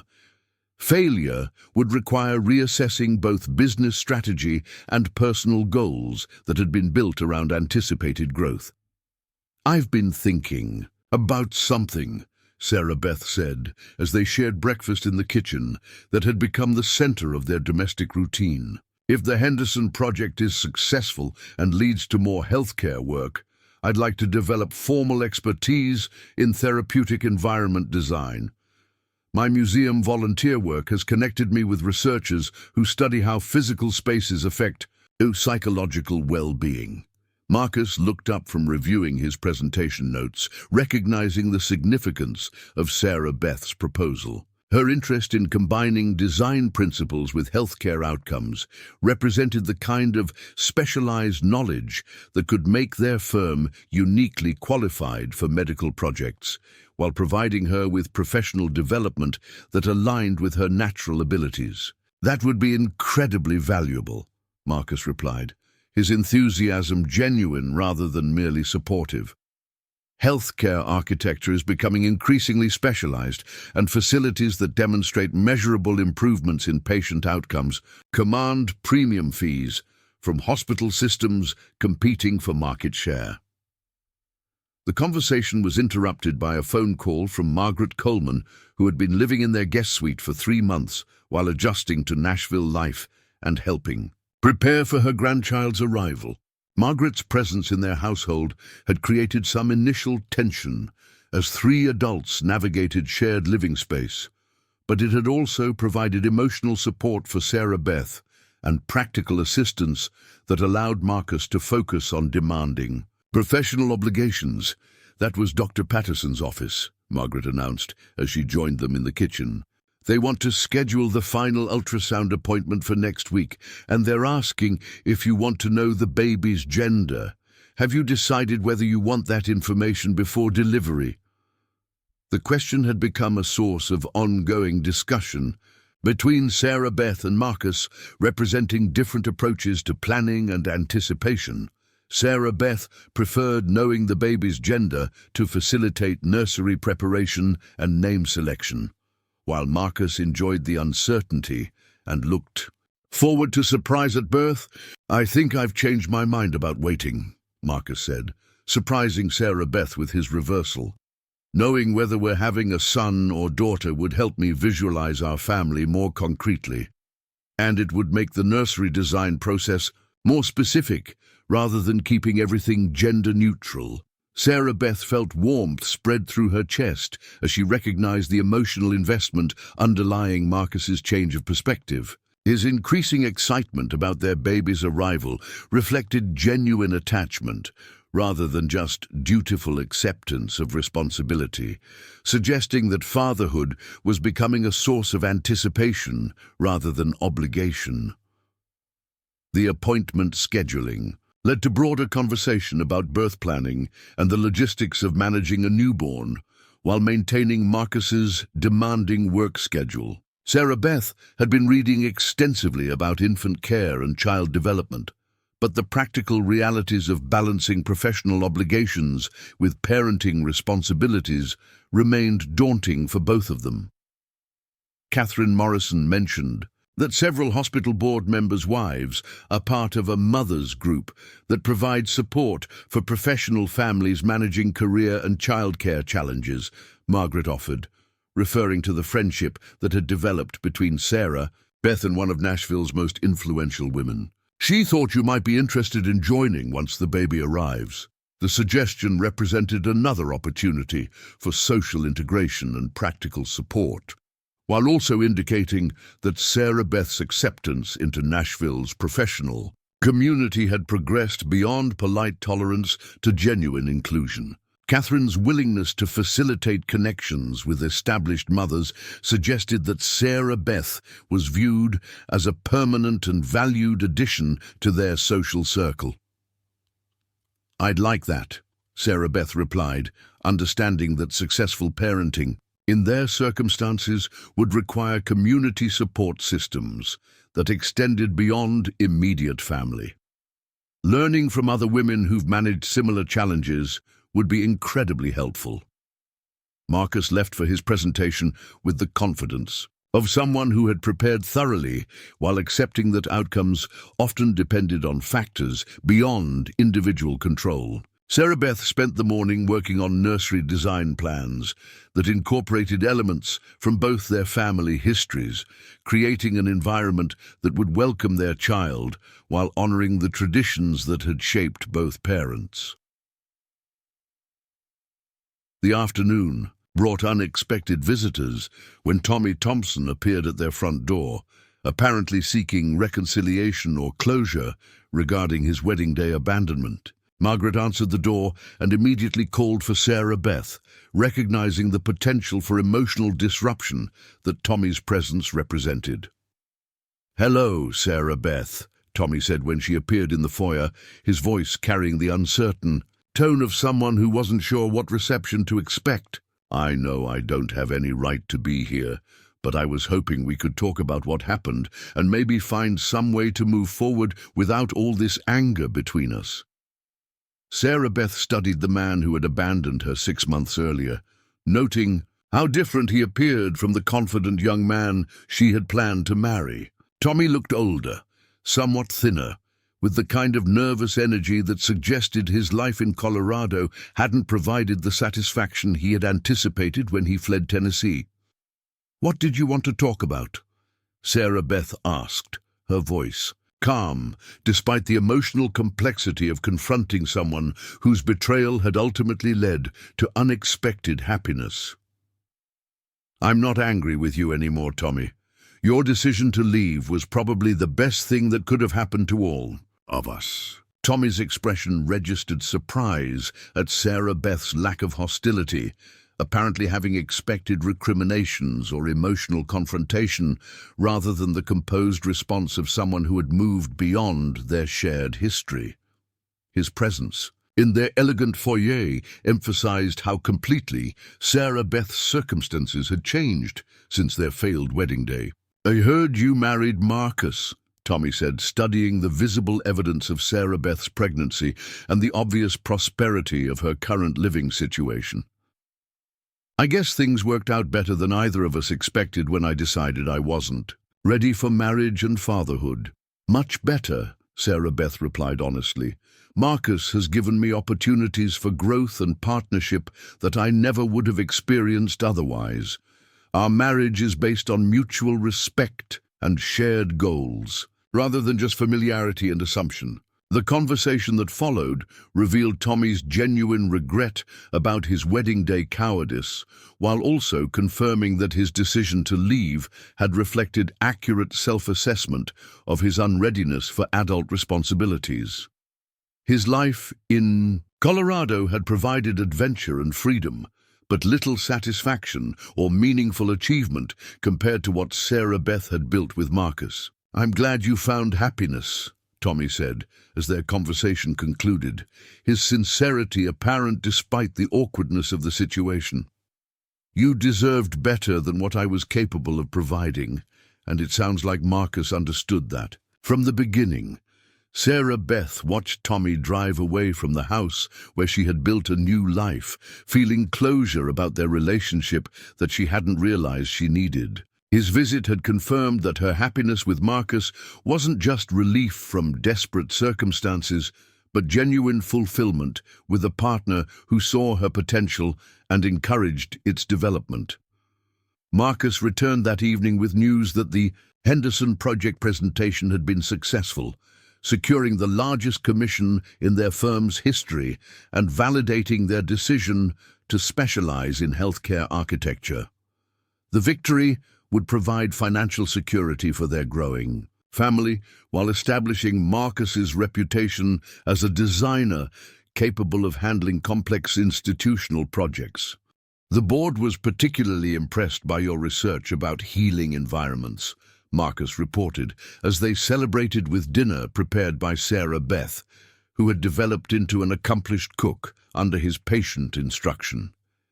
Several members commented that our proposal demonstrated understanding of medical facility design that went beyond standard architectural considerations. Sarah Beth felt pride in contributing to Marcus's professional success, but more importantly, she recognized that their partnership was developing into genuine collaboration, where both people's strengths enhanced their shared accomplishments. Her research had improved their project quality, while Marcus's guidance had developed her capabilities in ways that opened new career possibilities.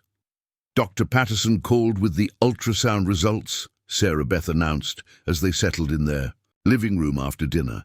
"We're having a daughter, and all the development indicators suggest she's perfectly healthy." Marcus's face lit up with excitement that confirmed his emotional investment in their growing family.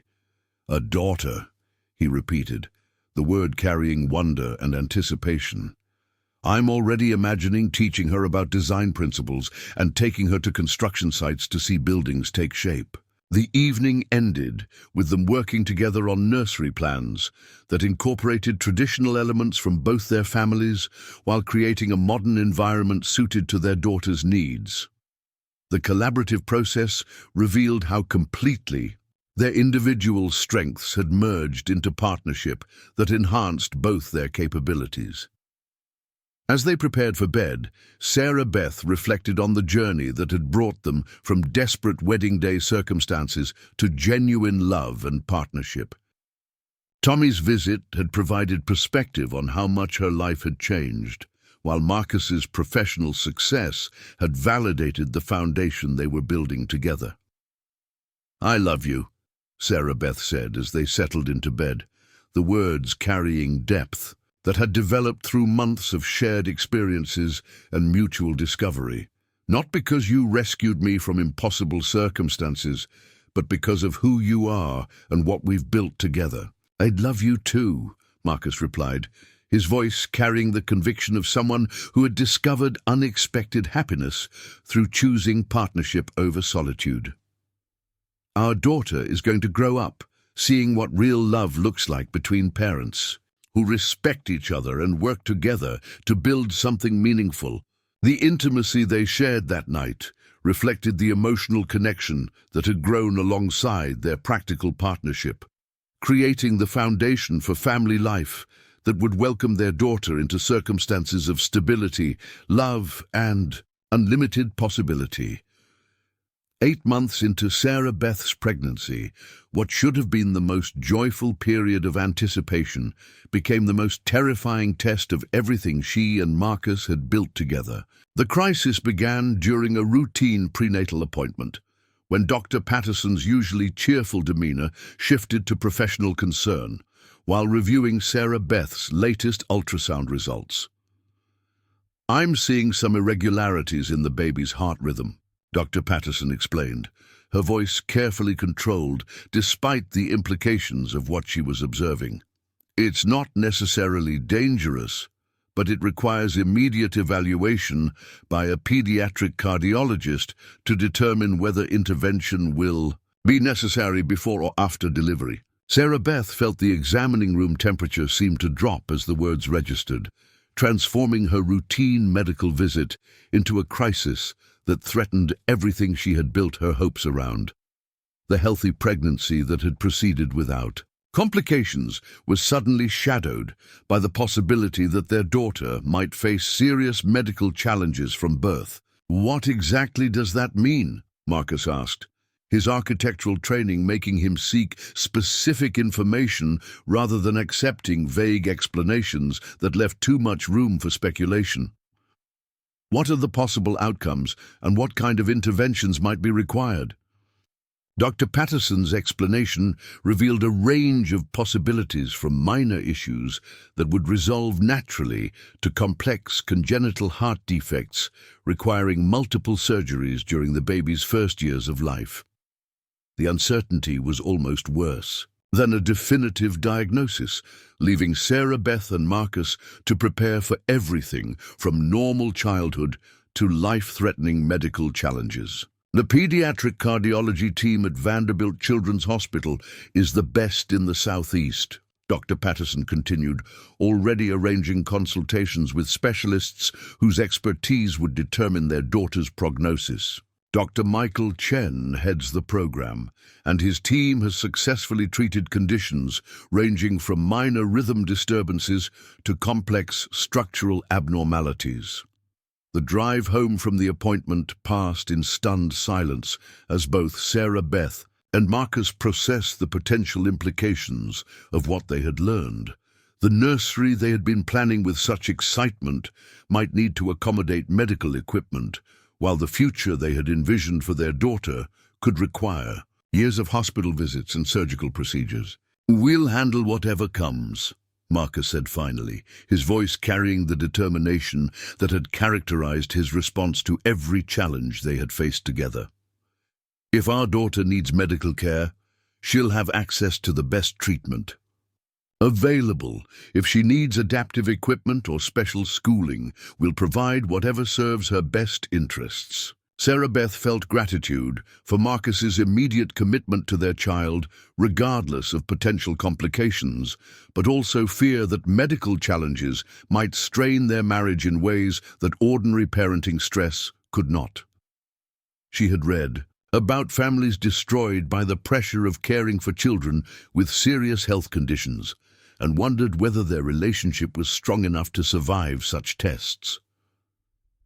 The consultation with Dr. Chen 2 days later provided more specific information while raising additional concerns that required immediate decision-making. The fetal echocardiogram revealed a complex congenital heart defect called hypoplastic left heart syndrome, a condition where the left side of the heart was underdeveloped and would require a series of surgeries beginning within days of birth. "This is a serious condition," Dr. Chen explained, with the careful honesty that characterized pediatric specialists who had delivered difficult news to countless families. "But it's also treatable with current surgical techniques. Your daughter will require 3 operations during her first 3 years of life, followed by lifelong cardiac monitoring and possible additional procedures as she grows." The medical details were overwhelming in their complexity and implications. The first surgery would need to occur within the first week of life, followed by procedures at 6 months and 3 years that would essentially reconstruct her cardiovascular system to function with a single ventricle. The success rates were encouraging but not guaranteed, while the long-term prognosis required careful management throughout her childhood and adolescence. "What does this mean for her quality of life?" Sarah Beth asked, trying to understand how their daughter's condition would affect her ability to participate in normal childhood activities. Will she be able to attend regular school, play with other children, participate in sports or other physical activities? Dr. Chen's response revealed both limitations and possibilities that would require constant balancing of risk and normalcy. Their daughter would need to avoid contact sports and intense physical exertion, but could participate in most childhood activities with proper precautions. Her intellectual development should be normal, though some children with complex heart conditions experienced learning challenges related to oxygen deprivation during critical periods.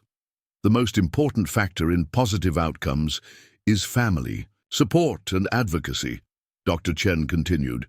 Children with parents who understand their condition and ensure proper medical care while encouraging age-appropriate independence tend to thrive despite their physical limitations. The financial implications of their daughter's condition added another layer of stress to an already overwhelming situation.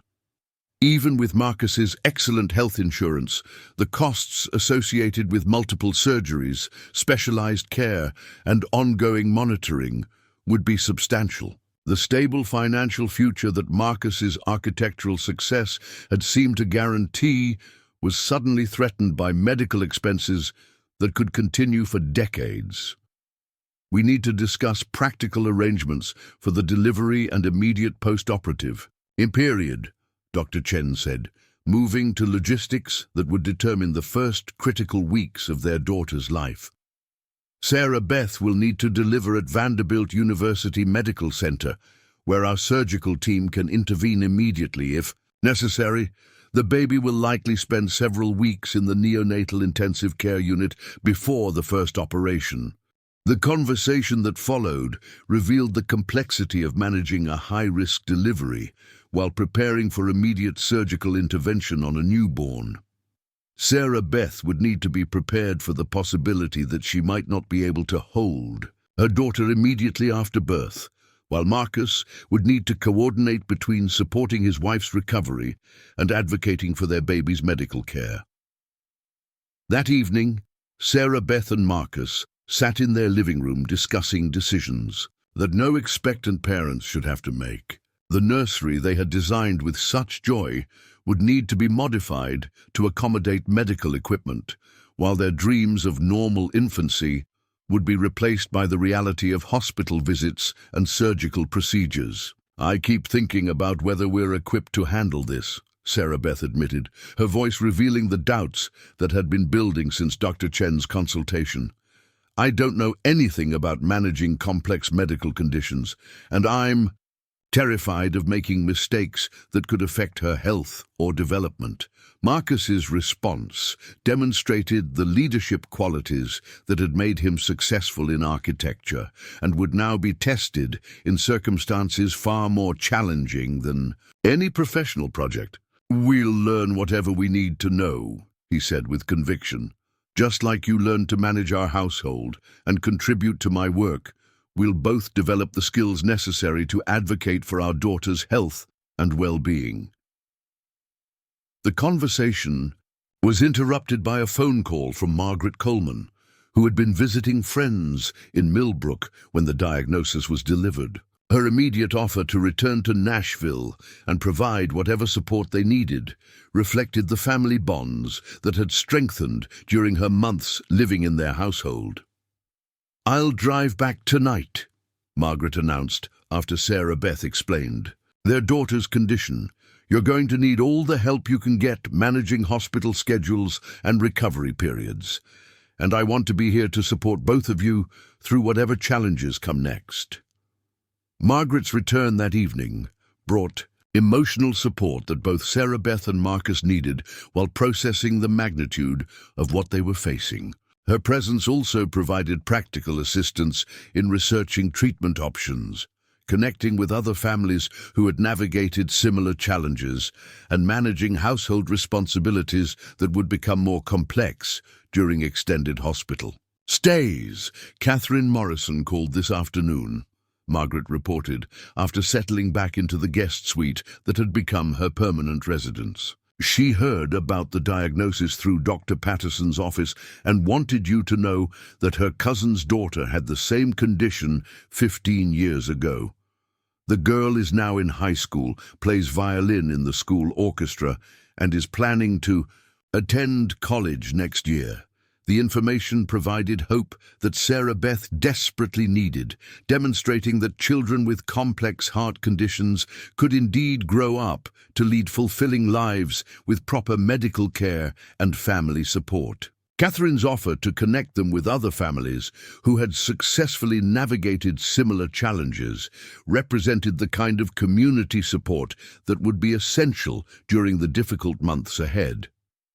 Over the following weeks, Sarah Beth and Marcus threw themselves into preparing for their daughter's arrival with the intensity that emergency situations demanded. They attended classes for parents of children with congenital heart defects, toured the neonatal intensive care unit where their baby would spend her first weeks of life, and met with social workers who specialized in helping families navigate complex medical systems.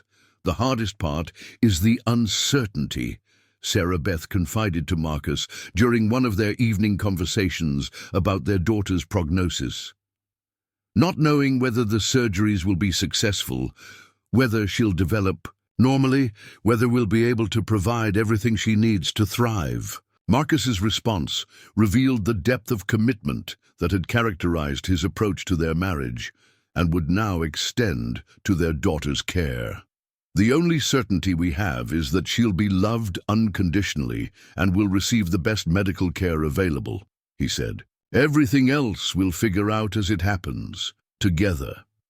The test of their relationship's strength came not from external threats or family conflicts, but from the internal pressure of preparing to parent a child whose survival would depend on their ability to navigate medical systems, advocate for proper care, and maintain hope despite uncertain outcomes. The crisis revealed character qualities in both Sarah Beth and Marcus that ordinary circumstances might never have demanded. Sarah Beth discovered reserves of strength and determination that surprised her, while Marcus demonstrated the kind of leadership and problem-solving ability that transformed overwhelming challenges into manageable tasks. Their partnership, which had begun as practical arrangement, was proving strong enough to withstand pressures that destroyed many marriages facing similar circumstances. As Sarah Beth entered her final month of pregnancy, she reflected on the journey that had brought them from Tommy's wedding day abandonment to preparing for their daughter's arrival under circumstances that would test everything they had built together. The love that had developed between them was about to face its greatest challenge, but Sarah Beth felt confident that their partnership was strong enough to provide their daughter with the stability and advocacy she would need to thrive despite her medical condition. The test that awaited them would prove whether their marriage was truly built on the kind of foundation that could withstand any storm, and whether the love they had discovered together was strong enough to carry them through the most difficult chapter of their lives. The delivery of baby Emma Thompson occurred on a crisp November morning at Vanderbilt University Medical Center, surrounded by the most advanced medical team Nashville could provide. Sarah Beth had spent her final weeks of pregnancy preparing mentally for the possibility that she might not hear her daughter cry immediately after birth, might not hold her for days or weeks while surgical teams worked to stabilize her tiny heart for the procedures that would determine her survival.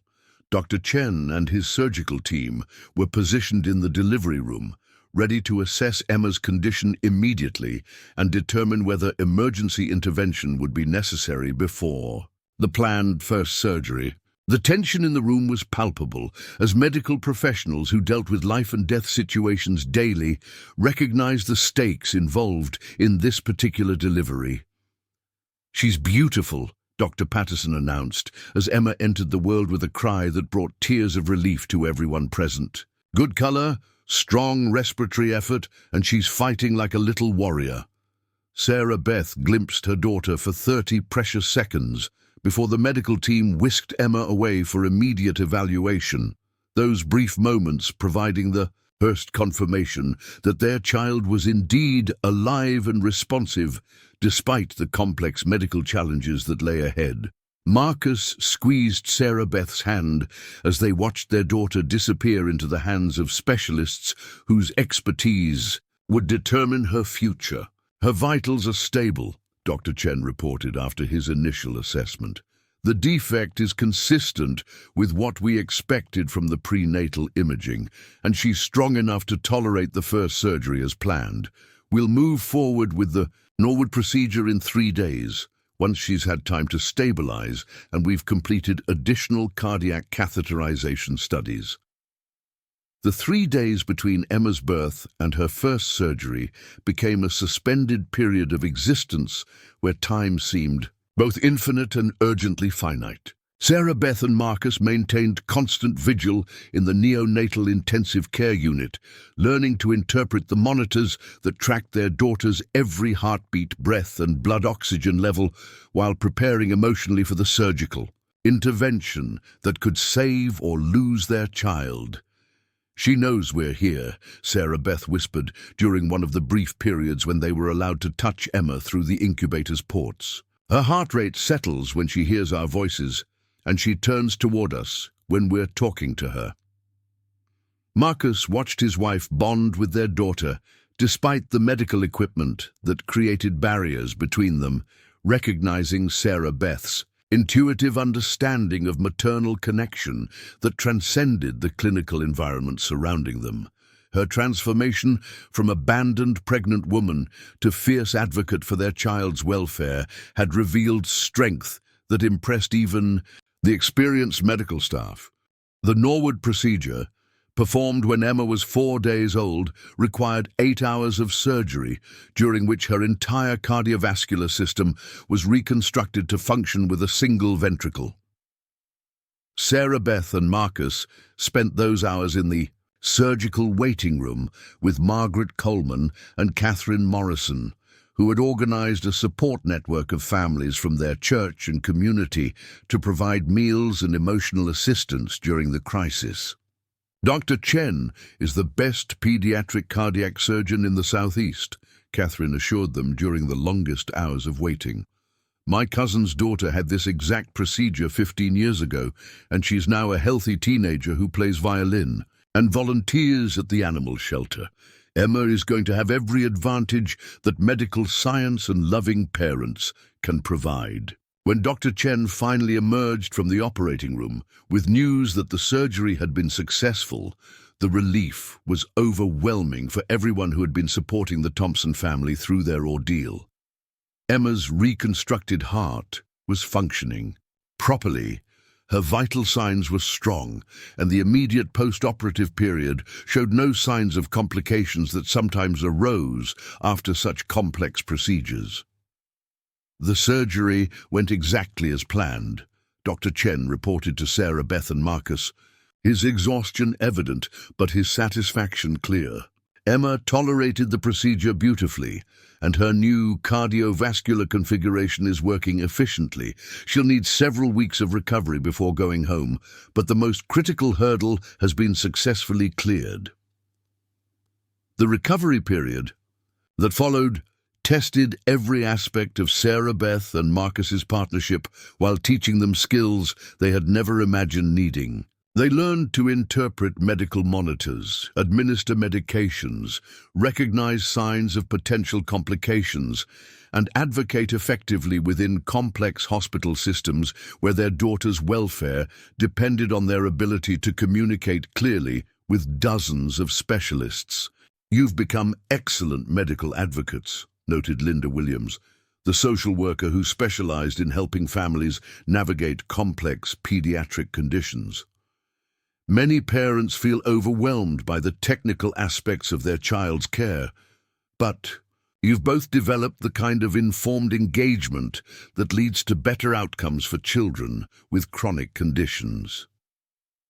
Sarah Beth discovered that her research skills, developed while contributing to Marcus's architectural projects, translated perfectly to understanding medical literature and treatment options for children with congenital heart defects. She became an expert on Emma's condition, able to discuss surgical techniques and long-term prognosis with medical professionals who respected her knowledge and advocacy skills. Marcus applied his project management expertise to coordinating Emma's care between multiple specialists, maintaining detailed records of medications and appointments, and ensuring that information was properly communicated between different departments within the hospital system. His systematic approach to complex logistics proved invaluable when managing the dozens of variables that affected Emma's treatment. 3 weeks after her surgery, Emma was finally stable enough to go home, though her departure from the hospital required extensive preparation and training for Sarah Beth and Marcus in managing her ongoing medical needs. Their house had been modified to accommodate monitoring equipment, emergency medications, and the specialized feeding arrangements that Emma would require during her recovery period. "She's going to thrive," Dr. Patterson observed during Emma's first outpatient appointment after her hospital discharge. "Her development is proceeding normally, her surgical sites are healing beautifully, and she's gaining weight at an appropriate rate. More importantly, she has parents who understand her condition and can provide the kind of informed care that optimizes outcomes." The months that followed Emma's homecoming revealed how profoundly the experience had strengthened Sarah Beth and Marcus's marriage while teaching them capabilities they had never anticipated needing. The practical partnership that had begun on their wedding day had evolved into a collaboration that could handle any challenge through careful planning, mutual support, and unwavering commitment to their shared goals. "I keep thinking about how different our lives would have been if Tommy hadn't abandoned me," Sarah Beth reflected during one of their evening conversations after Emma had been settled for the night. "We never would have developed this kind of partnership, and Emma wouldn't have had parents who were prepared to advocate for her medical needs." Marcus considered Sarah Beth's observation while studying their daughter, who was sleeping peacefully in the modified crib that accommodated her monitoring equipment. "Everything that seemed like a disaster at the time led us to exactly where we needed to be," he replied. "Tommy's cowardice revealed his character while giving us the opportunity to discover our own strength." Emma's 6-month follow-up appointment brought news that her recovery was proceeding better than expected, setting the stage for her second surgery to be performed as planned when she reached that milestone. Dr. Chen's assessment revealed optimal healing from the first procedure, normal growth and development, and the kind of resilience that suggested she would continue to exceed expectations throughout her treatment course. "She's a fighter," Dr. Chen observed, watching Emma respond to his examination with alert curiosity rather than the fussiness that many cardiac patients displayed during medical visits. Children who thrive despite complex conditions usually have 2 factors in their favor: excellent medical care and parents who understand how to balance protection with encouragement of normal development. The second surgery, performed when Emma was 6 months old, proved even more successful than the first, with shorter recovery time and fewer complications than typically expected. Sarah Beth and Marcus approached this procedure with confidence, built through experience, understanding hospital routines and medical protocols that had seemed overwhelming during Emma's initial treatment. "You've become veterans," noted Dr. Chen after Emma's successful second procedure. "Many families never develop the kind of medical advocacy skills that you've demonstrated, and it makes a significant difference in their children's outcomes and quality of life. By Emma's first birthday, she was achieving developmental milestones that exceeded everyone's expectations while requiring minimal medical intervention beyond routine monitoring and preventive care. The little girl, who had entered the world with a life-threatening condition, had become a thriving toddler whose energy and curiosity suggested limitless potential despite her physical limitations. "She's going to attend regular preschool next year," Sarah Beth announced to Catherine Morrison during one of their regular coffee meetings that had become an important source of friendship and community support. Her cardiologist sees no reason why she can't participate in age-appropriate activities with proper supervision and communication with her teachers about her condition. The transformation in Sarah Beth's confidence and capabilities had been as dramatic as Emma's medical recovery. The scared young woman who had been abandoned on her wedding day had become a sophisticated advocate for children with complex medical needs, while developing professional expertise that complemented Marcus's architectural practice and opened new career possibilities. "I've been thinking about returning to school," Sarah Beth told Marcus during one of their planning conversations about future goals. "The Therapeutic Environment Design program at Watkins College would allow me to specialize in healthcare facility planning, and Emma's experience has given me insights that could improve treatment environments for other families facing similar challenges." Marcus's enthusiastic support for Sarah Beth's educational goals reflected the mutual encouragement that characterized their partnership. Her professional development would enhance their architectural firm's capabilities while providing personal fulfillment that extended beyond domestic responsibilities, creating the kind of balanced life that successful marriages required. As Emma approached her second birthday, thriving despite her complex medical history, Sarah Beth reflected on the journey that had transformed her from victim to advocate, from dependent to partner, from grateful survivor to confident professional. The crisis that had threatened to destroy their family had instead revealed strengths that made them capable of handling any challenge through careful planning, mutual support, and unwavering commitment to shared goals. The little girl who played happily in their beautifully designed home, monitored carefully but not restricted unnecessarily, represented proof that love and determination could overcome circumstances that seemed impossible.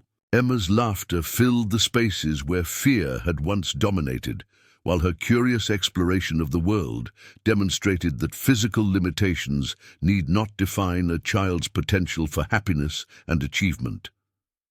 Marcus and Sarah Beth had not only survived the test that Emma's condition had presented, but had emerged stronger, more capable, and more deeply connected than either had imagined possible when they made their desperate wedding day commitment to build something meaningful together.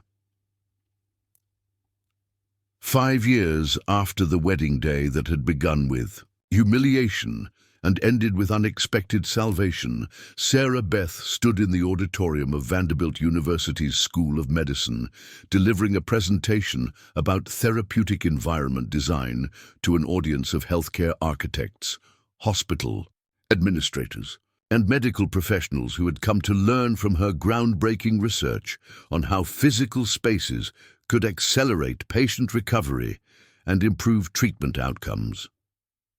The woman addressing the distinguished audience bore little resemblance to the abandoned pregnant bride who had once faced an impossible future in Millbrook, Tennessee.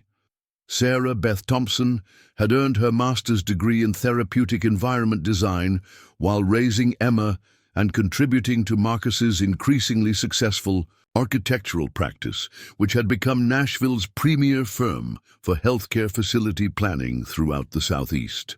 The relationship between architectural design and patient outcomes is no longer theoretical, Sarah Beth explained to the audience, displaying research data that demonstrated measurable improvements in recovery times, infection rates, and patient Satisfaction in facilities designed according to therapeutic environment principles.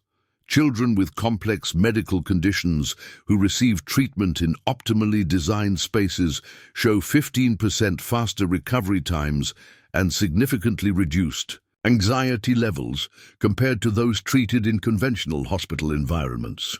Marcus watched from the audience with pride that reflected not just spousal support, but professional respect for Sarah Beth's expertise in a field where she had become a nationally recognized authority. Her research had influenced hospital design, projects across multiple states, while her consulting work provided scientific foundation for architectural decisions that affected thousands of patients annually. Emma Thompson, now 5 years old and preparing for kindergarten, sat between her grandparents in the auditorium's front row, watching her mother with the kind of attentive interest that suggested intelligence inherited from both parents. The little girl, who had required 3 heart surgeries during her first 3 years of life, showed no obvious signs of her complex medical history, though careful observers might notice that she tired more easily than other children and avoided the most strenuous physical activities. "Mama's talking about making hospitals better for sick children," Emma whispered to Margaret Coleman, who had become an essential part of their household and Emma's most devoted caregiver during the periods when medical appointments or professional obligations required both parents' attention simultaneously. "Yes, sweetheart," Margaret replied, understanding that Emma's interest in her mother's work reflected the child's own extensive experience with medical facilities and her intuitive grasp of how environmental factors had affected her comfort. "During countless hospital visits, your mama is helping other children have better experiences when they need to go to the doctor."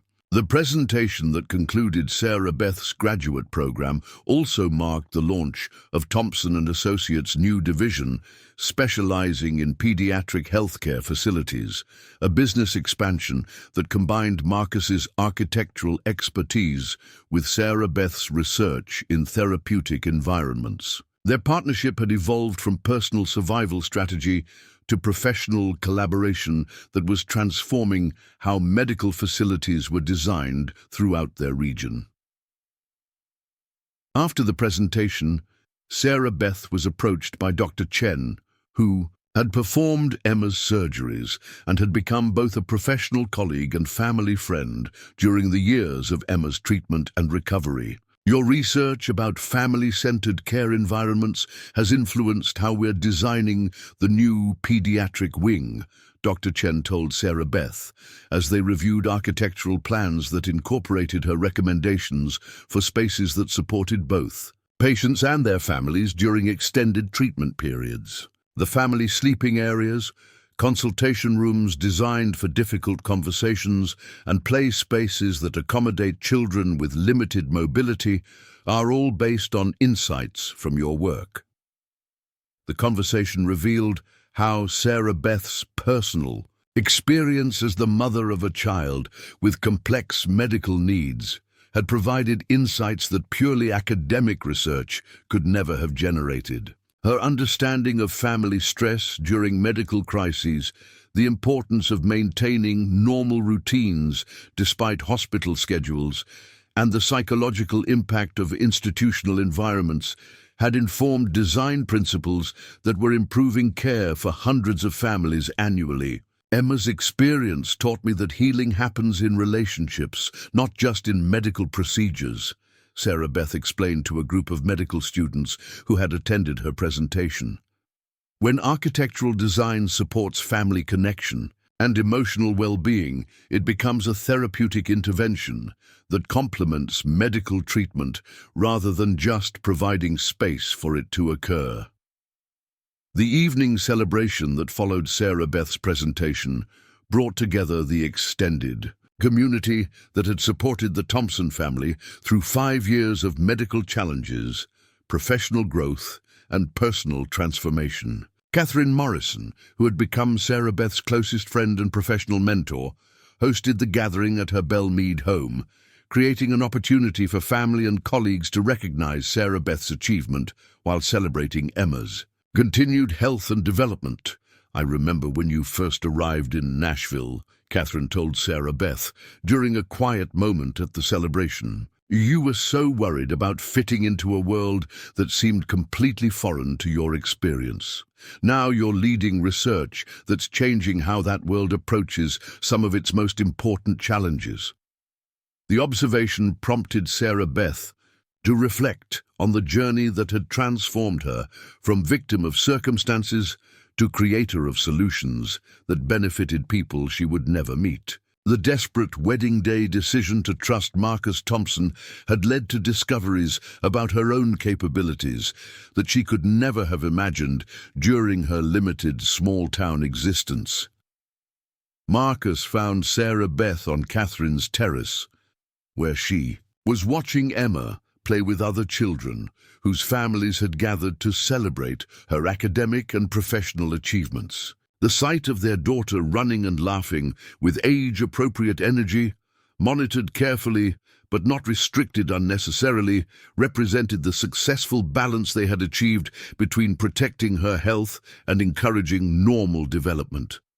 Dr. Peterson from Johns Hopkins approached me about the pediatric research fellowship they're offering, Marcus said, referring to a conversation that could reshape their professional trajectory. They want someone with your combination of practical experience and research expertise to help design their new children's hospital. It would mean relocating to Baltimore for 2 years, but it would establish you as a national authority in therapeutic environment design. Sarah Beth considered the opportunity while watching Emma negotiate playground equipment with the careful awareness that her parents had taught her about respecting her physical limitations while pursuing age-appropriate adventures. The fellowship would provide career advancement that extended far beyond Nashville's boundaries, while offering Emma access to some of the country's best pediatric medical care during her school-age years. "What do you think about Baltimore?" Sarah Beth asked Marcus, understanding that such a decision would affect his architectural practice and require the kind of mutual support that had characterized every major choice they had made together.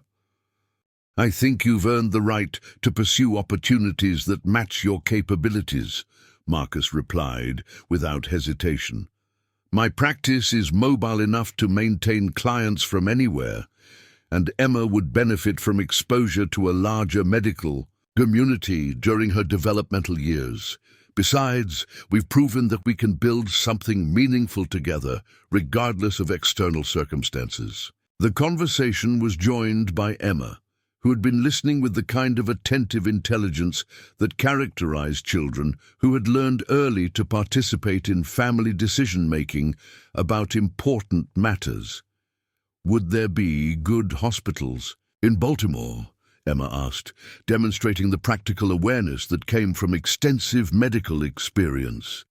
"And would there be children like me who needed special heart doctors?" "Yes to both questions," Sarah Beth replied, recognizing that Emma's concern about medical resources reflected maturity beyond her years, while also showing her interest in helping other children who faced similar challenges. "There would be excellent. Doctors and Mama's work would help make hospitals better places for children who need special care." Emma's enthusiastic approval of the potential move reflected her understanding that her family's decisions were made collectively with consideration for everyone's needs and interests. Her confidence in adapting to new circumstances demonstrated resilience that had been developed through years of medical challenges successfully navigated with parental support and community assistance.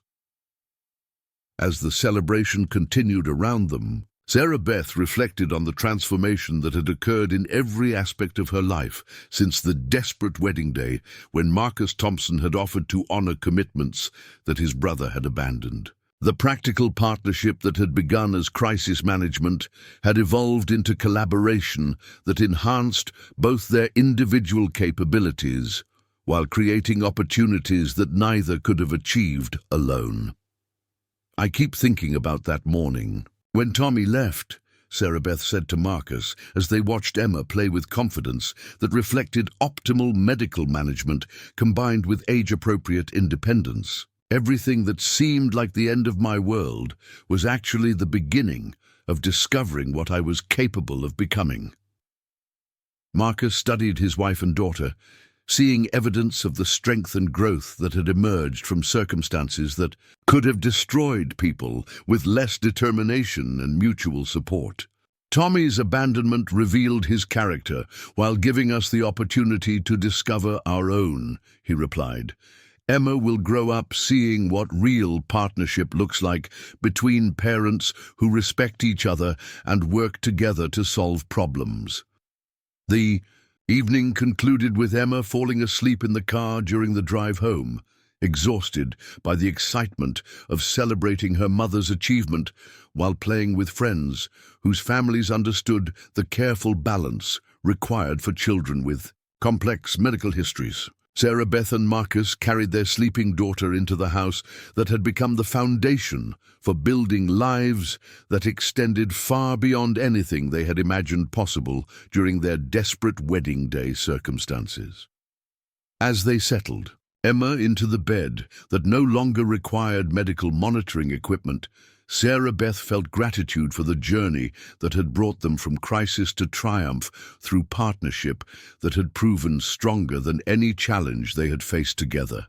"Thank you," Sarah Beth said to Marcus as they prepared for sleep in the bedroom they now shared as equal partners rather than convenient strangers. "For seeing something in me that I didn't know existed, for building something with me that's stronger than what either of us could have accomplished alone, for treating our daughter like the precious gift she is, regardless of her medical complexity. Thank you for trusting me with something as important as your future," Marcus replied, understanding that their success had required faith from both of them in possibilities that hadn't been visible during their crisis circumstances.